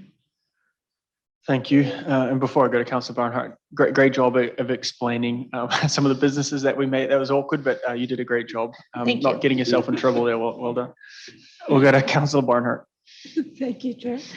And thank you for taking the extra time and effort to make it clearer for us so that we could get into some of these questions that we get asked all the time, and it really is helpful to have that information. I have a couple. One is about the Beaumont Chamber of Commerce being added as an authority that can be consulted. Can you give me a little background about why? And I'll just kind of put this out there as well, is not that I have no qualms about the Beaumont Chamber of Commerce being involved, but I'm just a little concerned that not every business has to be a member of the Beaumont Chamber. So why do they have a role? And there's other organizations that aren't there. So just a little bit of an understanding of why they were included. It was a direct request of the Chamber of Commerce during the public consultation purpose to consider that. And when we considered it, we appreciate that the memberships and the business licenses don't necessarily coincide. However, as a group of within our community that does understand a lot of our current businesses, that does do surveys, that does understand Beaumont as a whole, that if there was a question, and it wouldn't be to the FOIP type of questioning, but it would just be an inquiry to, we are up against this situation, and what would your thoughts be about that? And it's just another outside party to hear, place a lens on knowing the business community to somewhat the same degree we do, and or share same values in helping and supporting our businesses. So that would be the purpose of having the chamber as that third party. Mm-hmm. It would be an opportunity. Yeah, and I'm just feeling a little bit uncomfortable naming them in there. And again, I understand from what you've said that there hasn't been a case of business licenses being rejected. Yeah. And I guess it opens up a question as to why. And then, if I feel like I'm applying for a license and you're asking all kinds of other organizations about me, is that fair? And what are you going to do with that information? So I'm feeling somewhat uncomfortable about that. Maybe other members of council are not having that same concern. So I'll wait to see. Moving on to a second question, it's about nonprofit. And in the current business bylaw, business license bylaw, I don't believe, but I could be wrong, that nonprofits have to apply for a license. There has been some misunderstanding in nonprofits and those registered to societies and our practices. In bringing the language forward in the bylaw it is today, it seeks to provide clear direction to administration in administering the bylaw, the grounds of who is clearly not required to. So yes, in some cases, some are not required, where in some cases an accounting office, for example, takes an oath and they're not required to have a business license. But we still want to issue them a business license, and that lens, there'll be no charge, but it's the analytics that we get to gather from that, and that business benefits from being on our directory. And so that's the value in still issuing a business license to them. And the nonprofits also get that same value by being added to the directory. The business license certificate is a means of putting them on that directory. Okay, so this coming into effect would require all nonprofits in the city of Beaumont to now apply for a business license, which they have not done before. That's correct. Yeah. And they haven't heard about this really, or they haven't paid attention to that? I mean, you haven't had any input on that. There are nonprofits that have reached out to us on a regular basis, asking actually if they do need one. And we've told them to this point, no, you don't. And so we have heard it from groups before in terms of where they do and where they don't. Are we going to heavily enforce it? No, it's not required. If they don't want a certificate, that's okay. It's one of those things where it's like, you do not have to have it if you would like to have one. And there's lots of reasons why some people want to have one in terms of they show that they're a business member of the community and they do certain things. But it's not that, and that's where that discretion comes in through the bylaw, is to be able to allow administration to work with these communities, these groups. And I think the other thing it allows the opportunity for too is to try this process. It brings clarity, more so than we did in the previous bylaw. And it's quite outdated in that if there's some challenges with it, we'll manage them, we'll monitor them, and perhaps we come back with an amendment at a future date. Okay, again, that's one that I'm not in favor of, one change. And I think it's because the purpose of this is registration of who's here. Mm-hmm. And having them apply for a license that they don't have to pay for, it seems like a bureaucratic thing to put in place that doesn't make any sense to me. It's completely open for discussion. Okay, To well, remove the nonprofit, it's the businesses that sign under the oath that are exempt. Those are the businesses we really don't want to lose in terms of issuing a license at no charge. Okay, but an accounting firm is not a nonprofit. No, but they are also exempt from paying. I understand that. That's the Yeah. exemption piece, Yeah. but I'm specifically talking about community voluntary organizations, And they would Boy not- Scouts. Yeah. Churches are not here. I'm thinking of some of the ones that I'm part of, with Christmas elves or something like that. You're basically saying that they would have to apply for a business license, but then be exempt and not have to pay for it. That's correct. But we'd have to put them through that process. Correct. I don't think that makes any sense.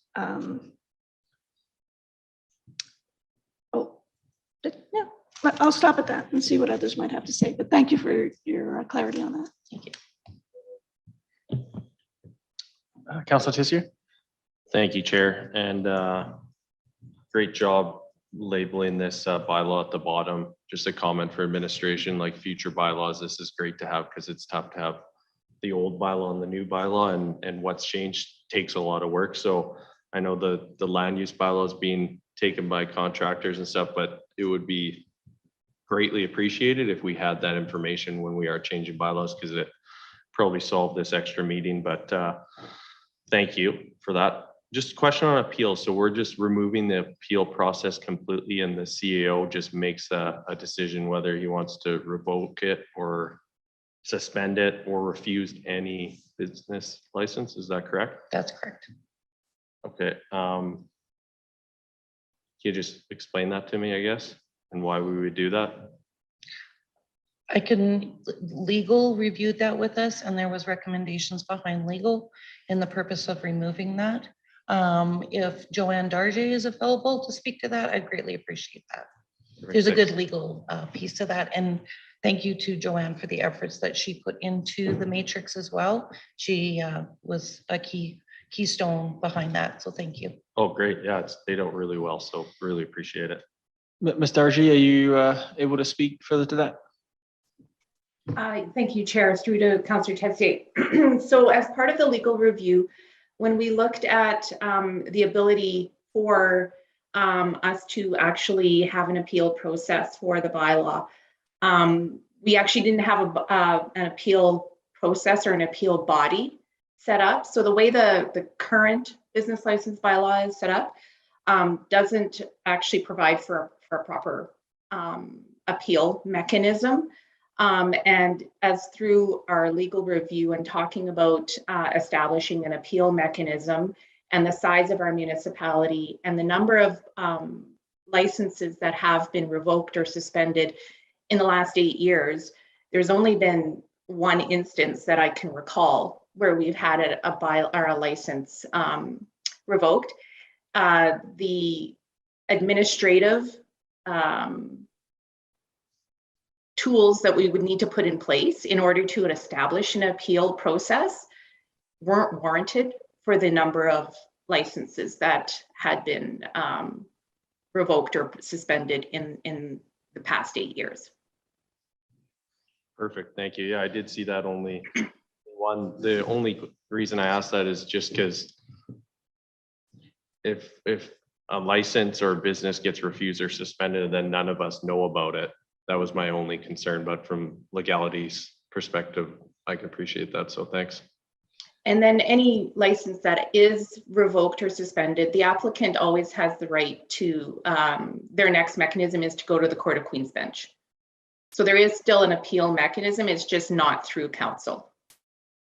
Got it, thank you. All right, we'll go to Councillor Van Nieuwkerk. I'm surprised we haven't hit the main topic, but anyway, we'll go to Councillor Van Nieuwkerk, see if he wins. Go ahead, mate. I'm not going to bite that bait yet. Just trying to link two ideas that we've heard tonight just from Councillor Barnhart and Councillor McCook. You know, thinking and looking at the nonprofits or CVOs, you know, being part of this process, that might be an instance where we would consider a multi-year just to reduce the amount of volunteer time required rather than do an annual submission. Let's get them to put their volunteer time towards the community grants funding program. Let's get them to fill that out to better the organizations with that system, maybe rather than rather than an annual business review. Optional, yes, but some might just take it to heart and begrudgingly do it and turn through it, right? So just linking those two ideas, that might be a consideration. So No, thank you for that. That's a good recommendation. Thank you. We'll go to Mayor Denelak. Thank you, Mr. Chair. Appreciate that. If I may, Ms. Jones, there's one mentioned a moment ago that nonprofits may now be paying a fee for a license. If I heard that correctly, I'm just wondering on attachment 1, the last page, 17 of No 17. fee. Sorry, no fee. No fee. No fee. I'm sorry. I thought I heard that a fee was to be paid. That's what I'm questioning. Okay. I may have misheard the conversation, and that's my mistake for mishearing something. Sorry. Okay, then no, nonprofits don't pay a fee. That's fine. Then that's a good thing. I appreciate that. If I may ask about the Chamber of Commerce in the consultation process, I'm assuming, I believe the previous discussion we had back in February talked about the Chamber of Commerce was consulted and is fully supportive of the bylaw. Is that the case? I just want to make sure that the Chamber is our business advocate in the city, and they look for this bylaw quite seriously. I'm sure they did, and they have endorsed the bylaw as presented. Yes, thank you. We did return to them and had another meeting with them last week to ask if there's any additional concerns. They commended administration and council for the great discussion we had about the bylaw, and there was no further concerns brought forward at this time. Thank you. If I may, Mr. Chair. So I guess I'll ask the question. At our February 22nd meeting, I felt the meeting that I had chaired that evening, I felt there was some concern from council members about the regional business license concept. And I think that was kind of the bulk of our discussion, and so far hasn't raised its ugly head. So let me do the compliment of raising it. Can you please help me get my head around, again, the discussion we had that day, that evening, and the logic behind it. And I'm assuming the Chamber of Commerce was behind this concept. So just walk me through it for my benefit, maybe also my benefit, if you could, the concept behind the regional business license, the pros and cons, if you will, of this concept that's in the bylaw, and help me understand it better than I did a couple of weeks ago. Thank you very much. I will give it my best effort. I would appreciate that. The regional business license has been rolling around for a couple of years now. And in light of COVID, it didn't really gain any legs. And in terms of a centralized focus with a number of other things on people's plates. However, regionally, through Edmonton Global, through the Chamber of Commerce, there was discussions about a regional business license being developed. The thought of that was to be able to, in recapturing a little bit of the conversation from February 22nd, was to look at the impact to home-based businesses and the costs that they are paying versus the income that they may be, just to be able to do work within municipalities within the region. And we talked about some of those significant costs in terms of 9,000 if you did costs throughout the province as one home-based business, to it just within the region yourself, you'd be paying upwards of $2,000 to do business within the region. And so there was some branching off of that. Beaumont evaluated it.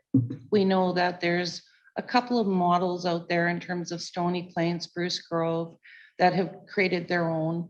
We know that Leduc and the Chamber have chosen to do a kind of a shared model in terms of a membership registers a business license. And so when we looked at it and we said, what does this look like for us? Well, we're that sandbox city.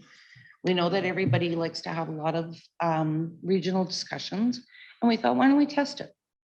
Why don't we try it out? Why don't we be the leader in bringing this forward and see what it really does and what does it really mean to introduce this concept? And so that was where we did get support to kind of come and be a municipality that is willing to give it a try and do a bit of a trial period with it. And I think the one thing that we always recognize is that within the bylaw itself, if we start to see challenges or whatnot happening within the bylaw, we always have the opportunity to bring it back for discussion with council and amendment, and to make it better and or correct what we need to through the bylaw process. And so going forward, there is a lot of discussion with the Edmonton Global group in terms of sharing of information and understanding the dynamics of what's happening in our region. And there's a lot of discussions around attracting international investors. And that data is perceived as being the business license is perceived as being a means in which to getting that data. And how much better if we as municipalities shared that data. And is there a right or a wrong to it at this point in time? No, but it's definitely a concept that's being discussed. Beaumont just wasn't afraid to bring it forward and introduce it within the amendments of our bylaw.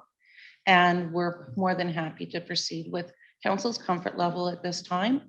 If we take it out of our bylaw at this point in time, no harm, no foul. The conversations will still continue within the region, and perhaps through us removing this at this point, it will consider it to be a bigger discussion and dialogue around the table, and maybe the regional business license bylaw piece will bring more people to figure out a good way in which to move and share the data through technology, information sharing, so that we're benefiting from other people's data as they are benefiting from ours, and it becomes a shared.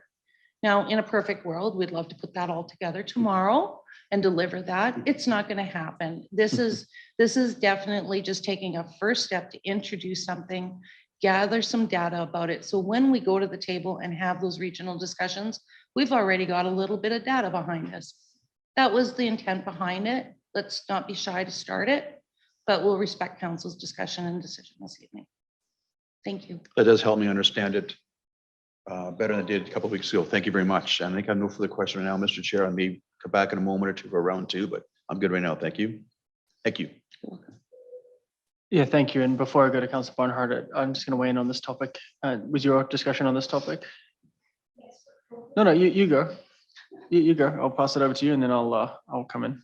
The other one as well, so John. Yeah, we'll just focus on the Just regional focusing business on one. the regional one. Yeah. Okay. Yeah, I appreciate where it's coming from, and just having had the transit presentation, I think it's interesting timing because we are in favor of regionalization and collaboration. But, and I have to say, from talking to some of the businesses in the community, first of all, who didn't participate in the conversation that we tried to initiate in the consultation, which we know why. We know that people just don't have time for all of that. And perhaps we should encourage it a little more, but it seems to me that we would be putting our current businesses in a situation where they would have to pay more than others coming in to do the same, to have the same license. And And someone could come in here without a license because they have a license in, let's say, Strathcona County, and they could do work which would compete somewhat unfairly. I mean, it's not a lot of money. I appreciate that. But at the same time, it just doesn't seem fair to me. The optics make a lot of sense, but the fairness of it to our existing people who live here and work here and pay their business license fee, however small it is, it doesn't seem right. So for that reason, I don't think we should be first on this one. That's completely Those are fair. my points. Yeah, no, that's awesome. I think at the end of the day, for clarification, our local businesses would also benefit. So if they paid a business license in Edmonton and another community, they would get ours free. So just for that point of clarification, there is opportunity for our local businesses to benefit. I just want to clarify that point for council.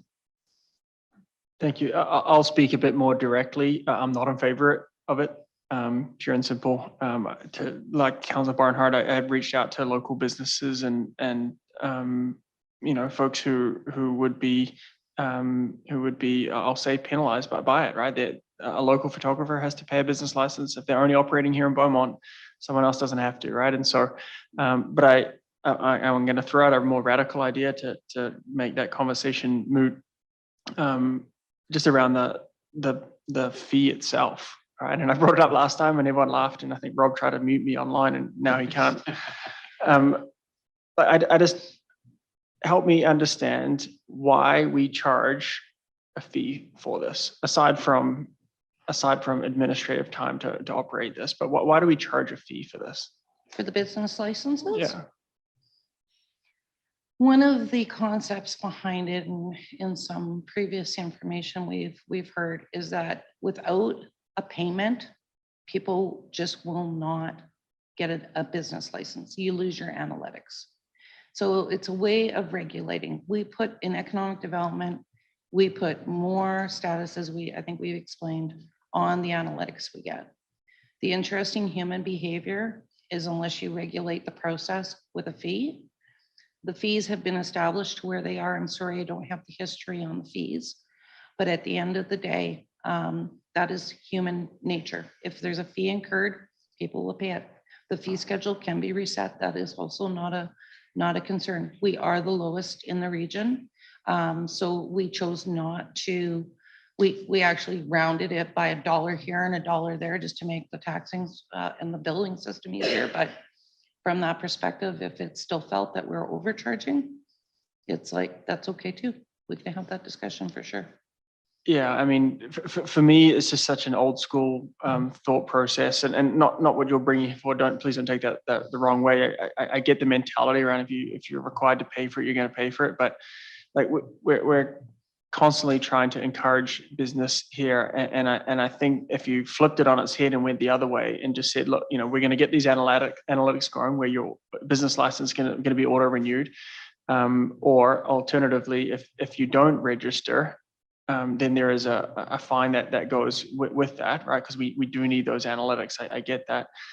For me, I think this is a way to differentiate ourselves and help. It's a very minor cost for some of these businesses, but for some of them, it still shows up on the balance sheet. And for me, the headache of going through and collecting this is just not worth it. So if we didn't charge anyone, then we wouldn't need to worry about the regional business bylaw. Anyone could come in here and operate as long as they registered with the business, and that's what our bylaw could say. So I guess I'm more looking for counsel, and I suspect I'll be on the wrong side of this, but I wanted to bring it up one more time to see, just get the temperature of council around that thought process of the bylaw is necessary. I get that. You need to make sure that lines up. But for me, charging a fee for this is just something that I don't think we need to. So it sounded like you wanted to have a quick comment before I get my colleagues to weigh in. Yeah, that wasn't a mute sign. Yeah. What I would like to offer though is, I think, is in moving this forward, I think when we have the digitization of the system, we're afforded an extreme amount more options in being able to assess the fees in the current system. Until the automation and digitization happens, that would be a recommendation from administration to reevaluate fees, costs associated to the business license. but that's going to be a year out. And so in the interim, what we can do is continue this process, continue to input the data. And then when it comes to renewals for businesses on business licenses, then we could look at automatically sending them an email. This is your current information. Any changes, ... No. So, good. And so the automation helps us significantly manage how we do business for the ease of businesses, because we get it. A form after a form after a form is not fun. But at the end of the day, we also would not want to not have the emails and contact information of those businesses to reach out and being able to do some of the things we do in administration with surveys. That's where we go for the information. If there's water breaks, it's the business license registrations that help us get that information out for other departments. And so it is valuable information that we do have on file right now and access to communicating with our community. Yeah, and I'm not suggesting that the information isn't valuable at all. Councillor McCook asked, what's the value in it? That's the value, right? Is a communication, but we can share that message with them through different means. We don't need to charge them 100 or 95 bucks to be able to do that. It is my 2 cents. So I'm interested if council wants to weigh in this, and if we can quickly shut me down, I'm happy to move on. Tessier, were you speaking to this, my point specifically? I'll go to you there, Champ.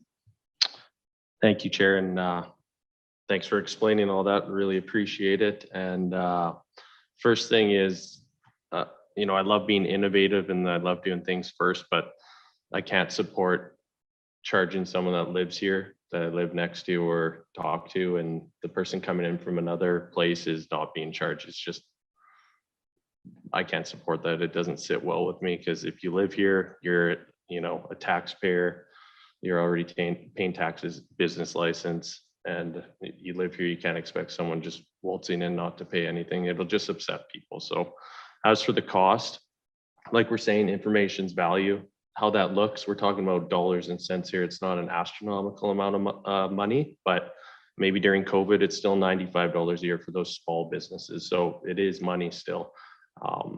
I do agree with administration when they say, if you don't charge anything, would I do it? Probably not. Right. So whether that's a fee, and if they keep doing it, I'm open to that fine suggestion, because that was something I was going to say. Every year, if you keep up on your analytics, you're not going to get charged. But if you miss a year, you would get charged what the old license fee is, which is $95. But that's my 2 cents. Thank you. Councillor Barnhart on this one. Thank you. Couple of things. Let's go around here, and I appreciate the idea. Actually, I'm thinking I would support that, the fine idea rather than the fee up front. Mayor, you brought up the nonprofit.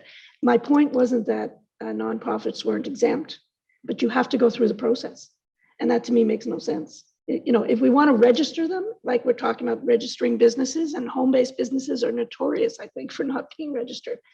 I'm all for it. And I think the idea of having a pay after the fact, if we hear that you're not registered, then, or licensed, call it whatever you want to call it, then there's a fine. So it would take care of my concern about the nonprofit if we did that, because I think it would be the same way. And what was the other one? Oh, the regional. Definitely, I would not support that regional free for the region. And the time we would have to wait for the others to catch up to us, I think. Meanwhile, we'd have some problems on a local front. So those are my thoughts. Thank you. Thank you. And just to reinforce the point, we want to attract people to register, go through, get a license. For all those communications questions that they were brought up, and for a home-based business who haven't done it before, they may do it if it doesn't cost them anything, and so we get more data. I'll leave it there and pass it over to Councillor Miller and see if my Southside friends have any comments. Thank you. Yeah, I'm on the same wavelength as everybody else when it comes to the regional fee. But I did have a question. So what I'm hearing is the analytics are more of an administrative thing that's going on right now because of the fact that we don't have anything online. So once that comes into play, can we assume that the fee for the license will drop substantially? Because we would be spending very little time in an administrative perspective from it. Yeah. It could definitely be at the point of discussion for council to decide whether or not a fee would continue. Yeah. Okay. And then just a question for clarification, back to the Chamber of Commerce. There's a point in here that, you know, they're going to be a third-party consultant, so they'll have information that can assist to administration in determining whether to issue or renew a license. So they're going to be in the process before the license is issued. And what's an example of information that they may have that could be in play to, I guess, not renew a license? They may just have general knowledge about the business and in our evaluation of whether or not it would be renewed. And so it would be a call out. Do you have any general knowledge that you can share about this business as we are looking at evaluating a Okay. renewal? Okay. That one confuses me, I guess, because what if they're not with what if they're not registered with the Chamber of Commerce in the first place? Then there would be no input from that bit from the chamber. Okay. All right. Well, thank you. Okay, seeing other requests to speak, and you know, this is not a decision-making body. I want to be clear on that, and I think everyone is aware of that. Although I do see Mr. Mayor pop up here, so maybe I'll let you go first. But you know, there is going to be a motion that's going to come out of this. We've got to give you guys some sort of direction to come back to us, and I'll make sure I wrap that up nicely for you. But I'll go to Mr. Mayor here. Thank you, Mr. Chair. I do appreciate that. Just you were supposed to say I hit my button when you said that. Sorry. I'm feeling the same way right now on the regional piece. So we have to give some kind of direction, which I'm sure we'll get to that, Mr. Chairman, when you feel it's appropriate. And to answer your question about your position, your suggestion, I mean, I understand the analytics value of the business license component. I think once we're automated, I'd like to see our business license fee go down. I am surprised how low we are compared to other municipalities in the chart you provided us. I'm quite surprised how low we really are, but every penny counts. And I think we want to support our local businesses as our priority. I think a business fee license now, for analytical reasons, I'm okay with the number it is right now, but I would like to revisit personally, once we get automated, and hopefully that'll be soon, to revisit the cost of business license. And if we can get it down by 50%, it may not be a lot, but it's symbolically, it's huge. And it does say the right thing about how we support our businesses locally. I'm not prepared to, at this point, to reduce the fee because of analytical reasons you explained. But I do think once we get automated, I think having the discussion about getting license fees down, it may not be a lot of money, but symbolically it's huge. And it does send the right message to our business community on how council views our business community. So I'd like to have that discussion in the future. But I think you're going in the right direction as far as I'm concerned. Thank you, Mr. Chair. And I would just argue, if you're going to cut it in half, why not just cut the whole thing? But we'll get direction. Councillor McCook. Thank you, Chair. To echo Mr. Mayor, I agree. I can't get behind the regional. I appreciate the regional approach and the broader view to it, and why you guys would bring this to the table. I guess just with COVID and everything, my biggest hurdle would be, you know, asking our local businesses to pay while some outside businesses wouldn't be. I can appreciate that it would still benefit some of our businesses from time to time, but I just don't know that the risk weighs the benefit to it. In regards to Sam, your pay after the fact, a little bit of devil's advocate, I guess. If businesses aren't registering and we're seeing licenses drop significantly, and then we don't have those analytics and stuff, who's kind of checking up on that? Who's following up to see why businesses aren't registering? That would fall within the economic development to monitor. Yeah. We monitor already the system we have. Mhm. It's intensive, but we do monitor it and see what's happening. Okay, so would that be like a significant amount of work if all of a sudden we see a lot of licenses drop off and we're kind of going, Yeah, and well, for the licenses to drop off, yep, we would be going and door knocking again. Yep. Okay, thank you. So I think I'm a little bit more with the mayor here on the fact that once we digitize everything and stuff, I can appreciate seeing a drop in our license fees for sure.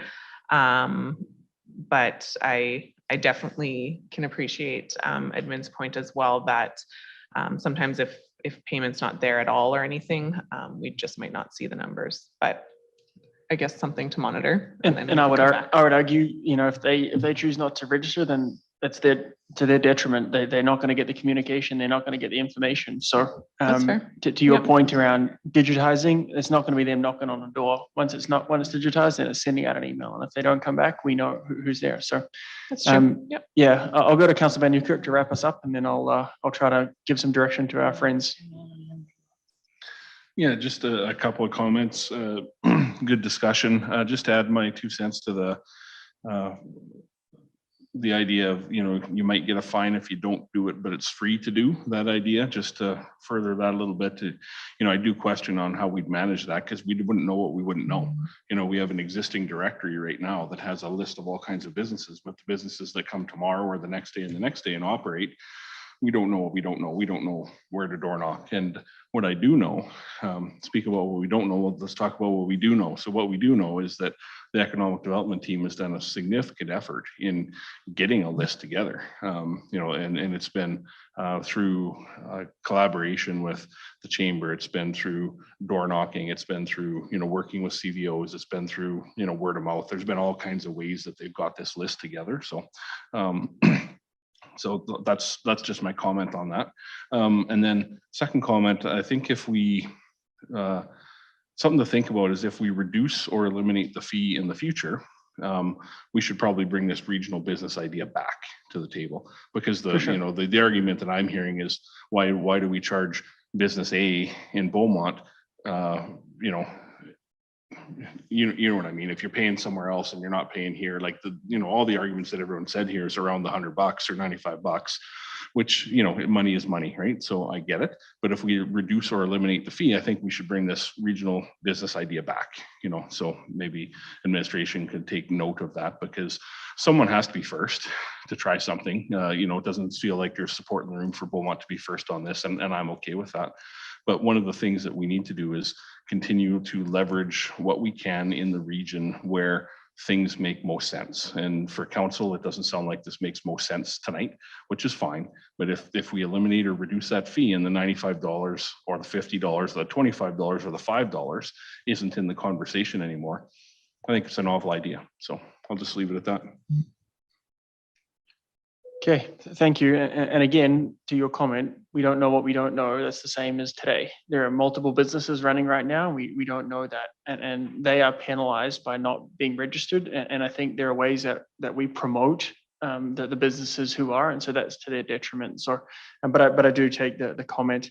So I think this has wrapped up a really good discussion. This is what the point of committee of the whole is to beat these issues up and bring them forward. So we do have a motion that we're going to try to provide some direction to, as we've been working here on the background. So I think what while we're pulling that up, I think Wendy and Rob, what I think you've heard is the regional business, the regional license exemption is probably a no-go from us. And so the way that the motion that's up there, and before we officially read it into the record, I just want to speak to it, because it speaks to 2 points. So we're going to refer it back to administration today, to look at removing the regional license exemption. We went through that, as well as options for reducing the business license fee while maintaining fines for failure to obtain a license. So I do want to point out that there is currently that fine mechanism right now that for not going through that. So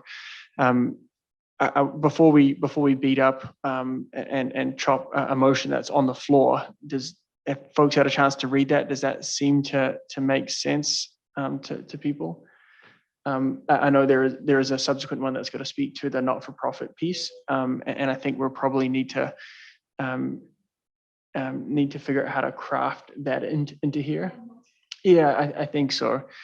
And so this is going to be a challenge. So I'll go back to Wendy and Rob here, just from a direction perspective. What I think you've heard from this group is the removal of the regional license exemption for you guys to relook at the not-for-profit piece and bring that back to us. And then the options for reducing the business license fees. Do you need us to write that all into a motion, or have you heard enough here tonight to get that direction? It's really those three things. The maintaining, sorry, the regional license, the options for reducing business license. I think that would be difficult right now in terms of without the automation. The automation is what allows us to reduce the costs. There is a cost to administration to still do the work right now. We'd have to take a look and go back to that. So ideally, maintaining the fee structure as presented in the bylaw would be preferable, but we'll understand if it would be more of a clear direction from council at this point in time to just say, cut it by 50%, or make a decision to cut it at this point. If you'd like to reduce the fee now, it would be much easier, because we've got to look at the trades licenses. We've got to look, and as we said, we looked at it against all of the region and we still saw it as quite low. So that's why we didn't recommend any reduction in cost, and clarified some things around the contractor and prime and general contractor and the trades licenses. Yeah. Okay. So, and I hear that, and I didn't expect it, and we certainly don't have full support here to give that to you. So, what I'm hearing from administration, when I want to take your recommendation, is, this is probably a better discussion to have once we get to that automated system. So, I'm seeing some kind of gentle head nods around here. So now what we're asking for administration for further work on options for removing the regional business license exemption and the removal of not-for-profits from the bylaw. Does that give you guys enough direction if we take out as well as options for reducing business license fees while maintaining fines? Yes, that's very clear. Thank you very much. I will have a follow-up motion to that. That we'll do in a second piece, and I can speak to it. It's pretty straightforward. So just looking around the room here, again, our role here is to beat these bylaws up, and ultimately the decision on whether we do that or not will come before council. But I think what administration should have is enough information here to take a look at those two things and present that bylaw back to a council meeting for us to vote on. I don't think it needs to come back to committee of the whole. Is that a fair comment? And so again, would you like that direction in there to bring it back to her, or have you heard enough here that you guys will bring that back to a subsequent council meeting? Yes, thank you. We can work with legislative services to arrange a future date. Okay, so I'll ask someone to put that motion on the floor. I see Councillor Van Newkirk, you're, or. So you got a question first, but you asked me the motion, you're making the motion. I was gonna pull something different. Okay, then go to Steve first, his button was first.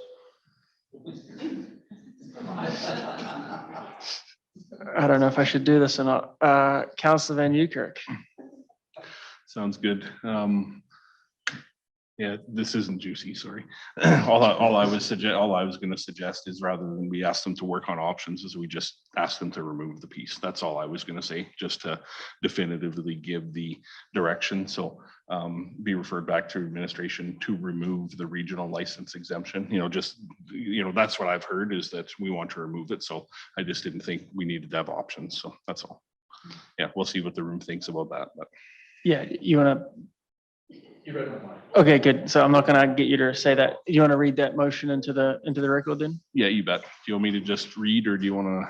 Yeah, so I'll move that the March 15th, 2022 report, proposed business bylaw 1010-22, be referred back to administration to remove the regional license exemption and remove not-for-profits from the bylaw. So what I just said does not match what's on the screen. So we'll have to just, we'll just make that alignment, and we got it. We got it here. So thank you, and your faith, my faith in you was restored there, so thank you. Any comments on, anyone want to speak to the motion?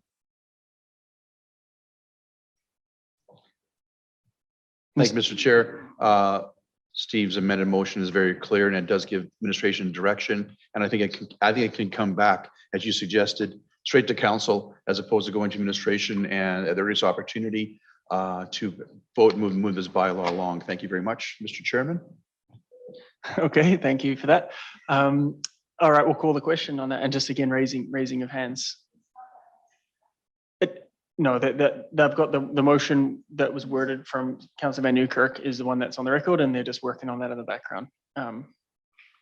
So with that, we'll call the vote on that motion. So that carries unanimously. And before we go, I do want to add a second motion here, just so that we don't lose sight of this. And this is where Sandy, and apologies for Miranda for having to work with this. But I'd like to see a motion that talks about, once we get that automation process in place, that administration brings a report back to council to look at the efficacy of the business of using that fee structure. So I see Sandy here is going to buy some time for Miranda to work. I know how you guys work here, so I'll go to you, Sandy. I was going to suggest a possible solution that would be very simple to accommodate. We could just put a mandatory review in the bylaw itself. So just a one line that requires the bylaw to be brought back to council for review in a year's time after it's adopted. And that would allow that second thought, or in 2 years, whatever the time frame is. So we could do that without the motion and just make sure that a mandatory review is included in the bylaw. I'm okay with that. Again, that motion then won't be read into the record, but I think that our friends in the audience have heard that. I think that's smart for all of our bylaws to have that review process. So I'm not seeing anyone jump up and down on that one. So with that, we will close item 4B. Thank you very much. Great discussion, and really appreciate your guys' thoughts on that. Alrighty, we're good to carry on here. I think we're okay. Now, finally, we're up to 4C, so I'll invite Mr. Lewicki to come up and speak with us here.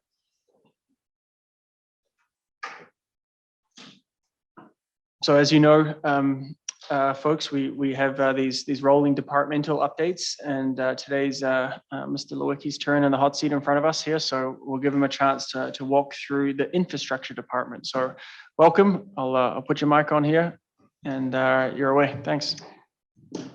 Good evening, Chairman and Committee of the Whole members. I'm honored to be here tonight to present you an overview and update on the City of Beaumont's infrastructure department. Are you ready to explore the exciting world of the City of Beaumont's infrastructure department? I know after 2.5 hours sitting here, it gets, we're gonna color it up and have some exciting talks here. Infrastructure is a diverse department that ties into many aspects of the city. For anyone listening at home or in the room who have not previously met, my name is Aaron Lewicki, and I'm the Director of Infrastructure for the City of Beaumont.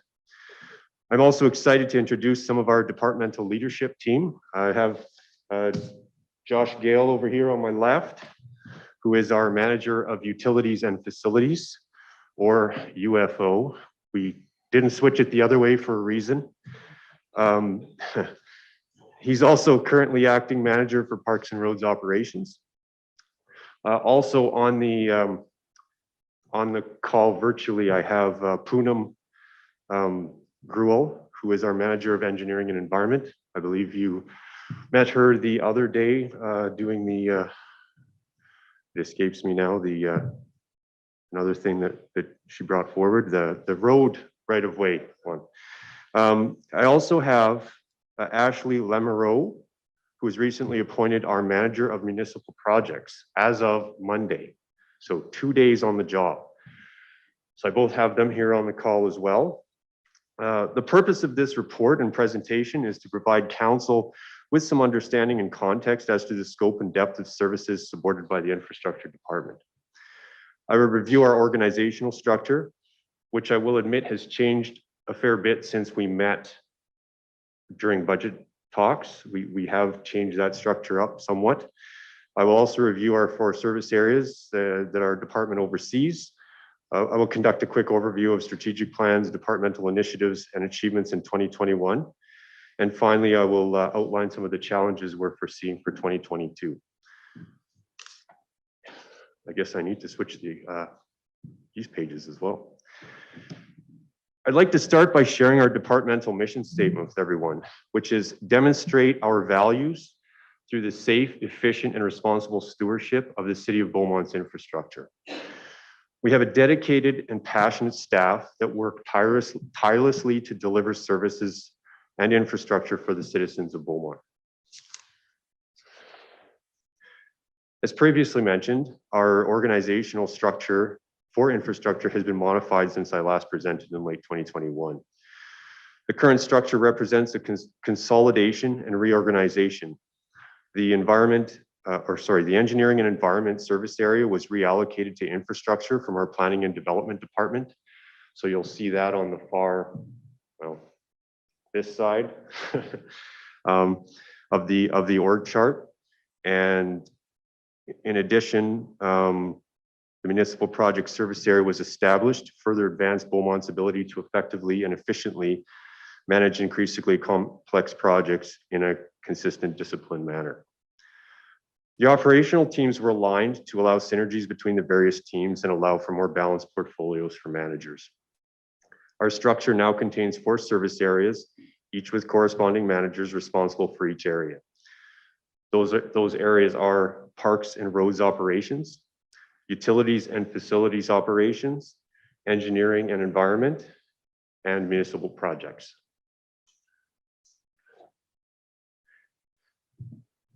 So for our parks and roads operations team, our parks and roads team consists of 14 employees. They are some of our most visible ambassadors of our organization. They can be seen daily working in our community and interacting on our roads and trails. From lawn mowing to flower planting, tree pruning, outdoor rink maintenance, our parks teams maintains the open spaces that Beaumont's residents cherish. Our roads team works tirelessly to ensure that our 100+ kilometers of roads and 40 kilometers of trails are managed through all seasons, from snow and ice control to spring and summer pothole repairs, which I do understand is coming and already in the works. We're seeing those potholes come up. The UFO team, or utilities and facilities operations, are accountable for the prudent operation and life cycle management of Beaumont's linear and vertical assets, as well as Beaumont's vehicle fleet. The water team ensures the delivery of safe and clean drinking water and reliable sanitary sewer service to our community. The facilities operation team manages the ongoing life cycle management of Beaumont's facilities, which is over 250,000 square feet of space. The fleet management team ensures safe and cost-effective management of over 130 fleet vehicles, ranging from lawnmowers to dump trucks and emergency service vehicles. Our municipal projects team is responsible for the development, procurement, design, and delivery of municipal projects, support and development of project management objectives and procedures, and support and development of contract procurement initiatives. Our engineering and environment team is the bridge between planning and operations. Development is approved in principle in planning. The detailed design is reviewed and approved by engineering. The execution is monitored and accepted by engineering and is then handed off to operations to complete. Engineering's current primary focus is land development, which includes reviewing all land development applications with planning at the early stages, and then after subdivision is complete, reviewing the engineering drawings for all the development in Beaumont and seeing the project through construction. Engineering also manages the residential lot grading program every year from May to October. This includes rough grade inspections, final grade inspections, as well as builder damage inspections. Engineering also handles shallow utility approvals. Various permits and agreements for the city, such as road use agreements, road closure permits, and stripping and grading permits when developers start earthworks before engineering drawings are approved.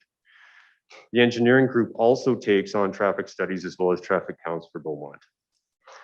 The environmental lead within our engineering and environment team focuses on environmental and sustainability initiatives, as well as ensuring regulatory compliance of city operations and infrastructure.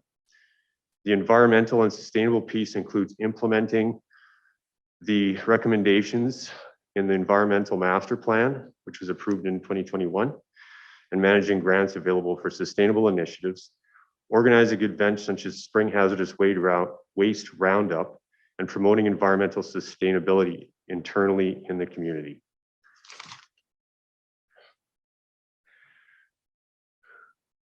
The infrastructure department is guided through several strategic plans, which includes our transportation master plan, or our conductivity, the environmental master plan, parks and facilities master plan, utility master plan, general design standards, and of course, our service level commitments.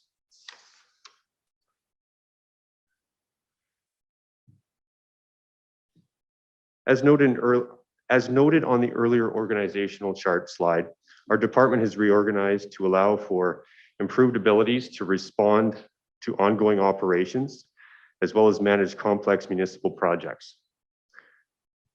Recruitment continues for several roles, and we are excited to continue to build the bench strength of our team and continue to provide exceptional service delivery. Our new structure allows for easier scalability to meet the growing demands of Beaumont.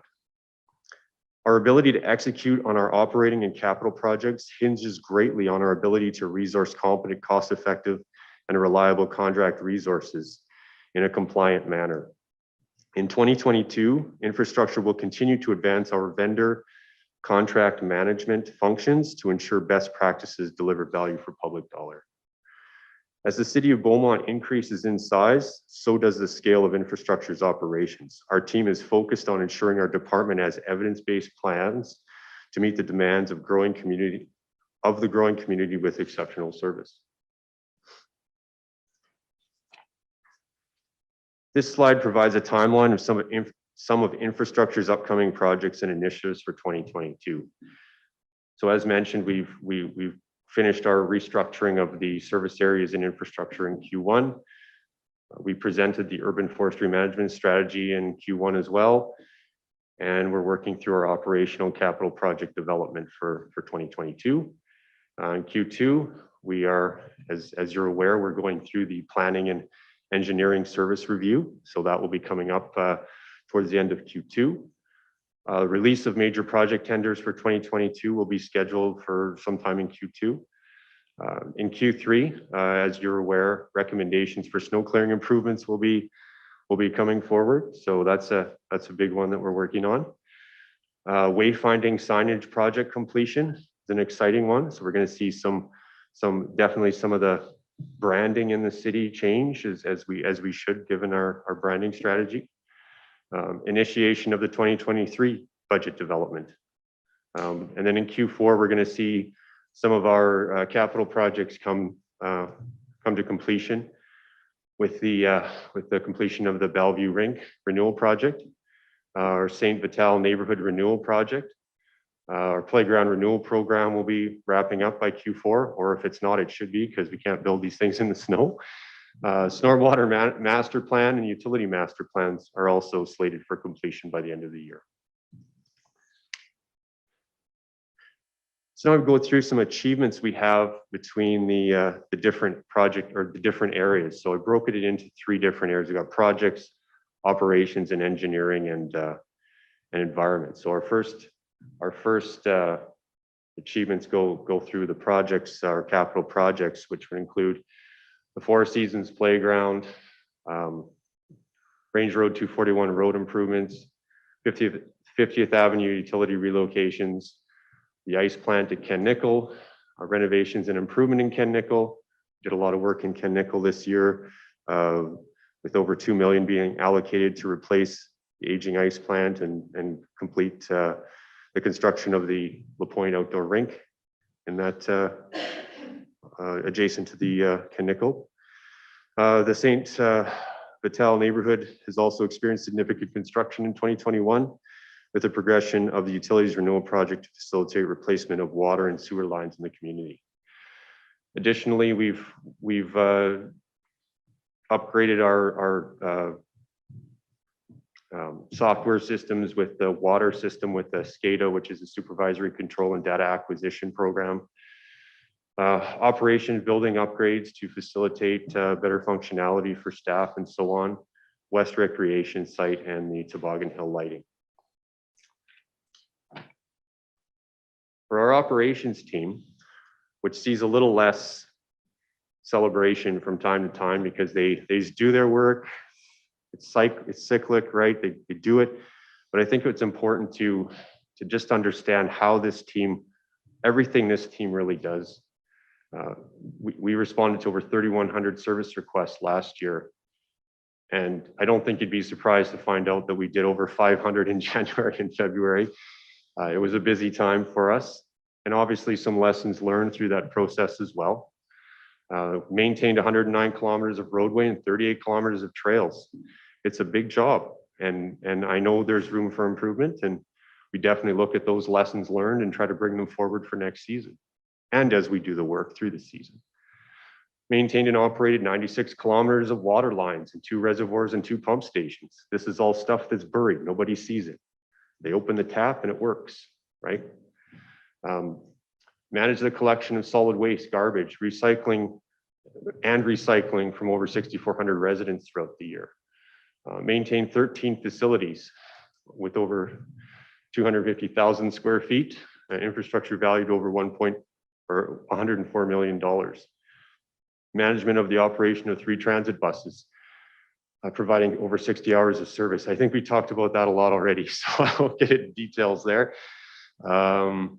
Maintained an operating municipal fleet consisting of 130 assets valued at over $8.3 million. We have an impressive municipal fleet to maintain our city. It's a great thing. Completed over $800,000 in facilities repairs. We have to maintain our buildings in order for them to operate and have no disruptions for citizens.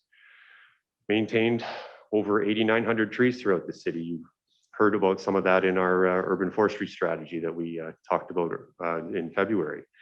And then of course, continued CityWorks integration. Finally, for achievements for our environment, or our engineering and environment team, we reviewed over 10 subdivision stages, each requiring approximately 250 hours for each stage. So some of these achievements go back to that whole idea of what our engineering team does and how much effort they actually put into the work that they do. Completed over 200 site visits and inspection, 650 lot grading inspections. I mean, when you think about that there's 365 days in a year, that's a lot of lot grading inspections. Initiated the urban forest management strategy as we indicated before. Initiated membership to the Alberta Capital Airshed. The Capital Airshed, or I have it here somewhere. 1 air quality monitoring station is being set up live at Four Seasons Park, and a 2nd monitoring station is being installed soon at City Hall. Air quality data for Beaumont is now available on the Alberta Capital Airshed website. So that's a great thing for us. Initiated the process of clean energy improvement program and a successful hazardous waste roundup event. So the environmental lead and legislative services are currently in the process of drafting a bylaw for the clean energy improvement program, which will allow residents a method to finance clean air improvements to their home. The bylaw will go to council tentatively in May for their consideration. And initiated development of a professional practice management plan to support requirements of our Association of Professional Engineers and Geoscientists of Alberta permit to practice. So that's another thing we're working hard towards. And finally, challenges in 2022. Some of the challenges we're seeing in 2022 so far, and some of the things we're kind of forecasting is supply chain issues and escalation of costs for labor and supplies. I mean, no surprise there. I think everybody's heard that time and time again. So it is a challenge we have to deal with. You know, we estimate a price. We get the responses and it's more, or in some cases we order fleet vehicles. We ordered fleet vehicles in 2021. We're getting them now, and they're costing more. It's incredible. Like, we're just seeing such a lag in how things are coming through. Scaling resources and infrastructure to meet growth demands in Beaumont. It's a moving target for us, right? We're constantly getting more infrastructure online, having to scale resources and meet service levels at the same time. So we're seeing this increase, and yet our staff is the same. So how do we meet that, and how do we build up to make sure that we're meeting those demands? No surprise here, snow and ice control for roads, sidewalks and trails. It's been a challenging season, I think, regionally for most municipalities.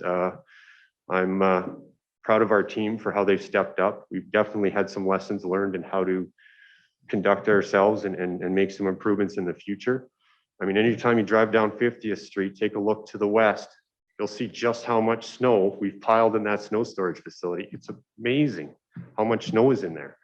In fact, Josh, I'd really like to calculate the volume of snow. That's the engineer in me. I've got to calculate how much is the volume in there? What does it weigh? What's the density? No, I'm kidding. Recruitment of qualified staff. The environment right now is difficult. Trying to find good people to do the jobs that we need. It's a very competitive market right now. It's a job seekers market, and so we're actively working to try to fill positions to make sure that we get those positions filled. Timely responses to citizen inquiries. We went through this in January and February, and just having such a high volume of inquiries coming in just made it difficult to try to meet those service requirements to get citizens responses. Facilitation of neighborhood renewal work, communications, and minimizing impacts to citizens.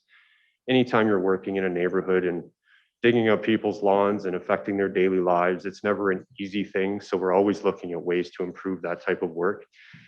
And then development and execution of capital projects while building our municipal projects team. Our team is very limited capacity, so we're working at how do we get these things done.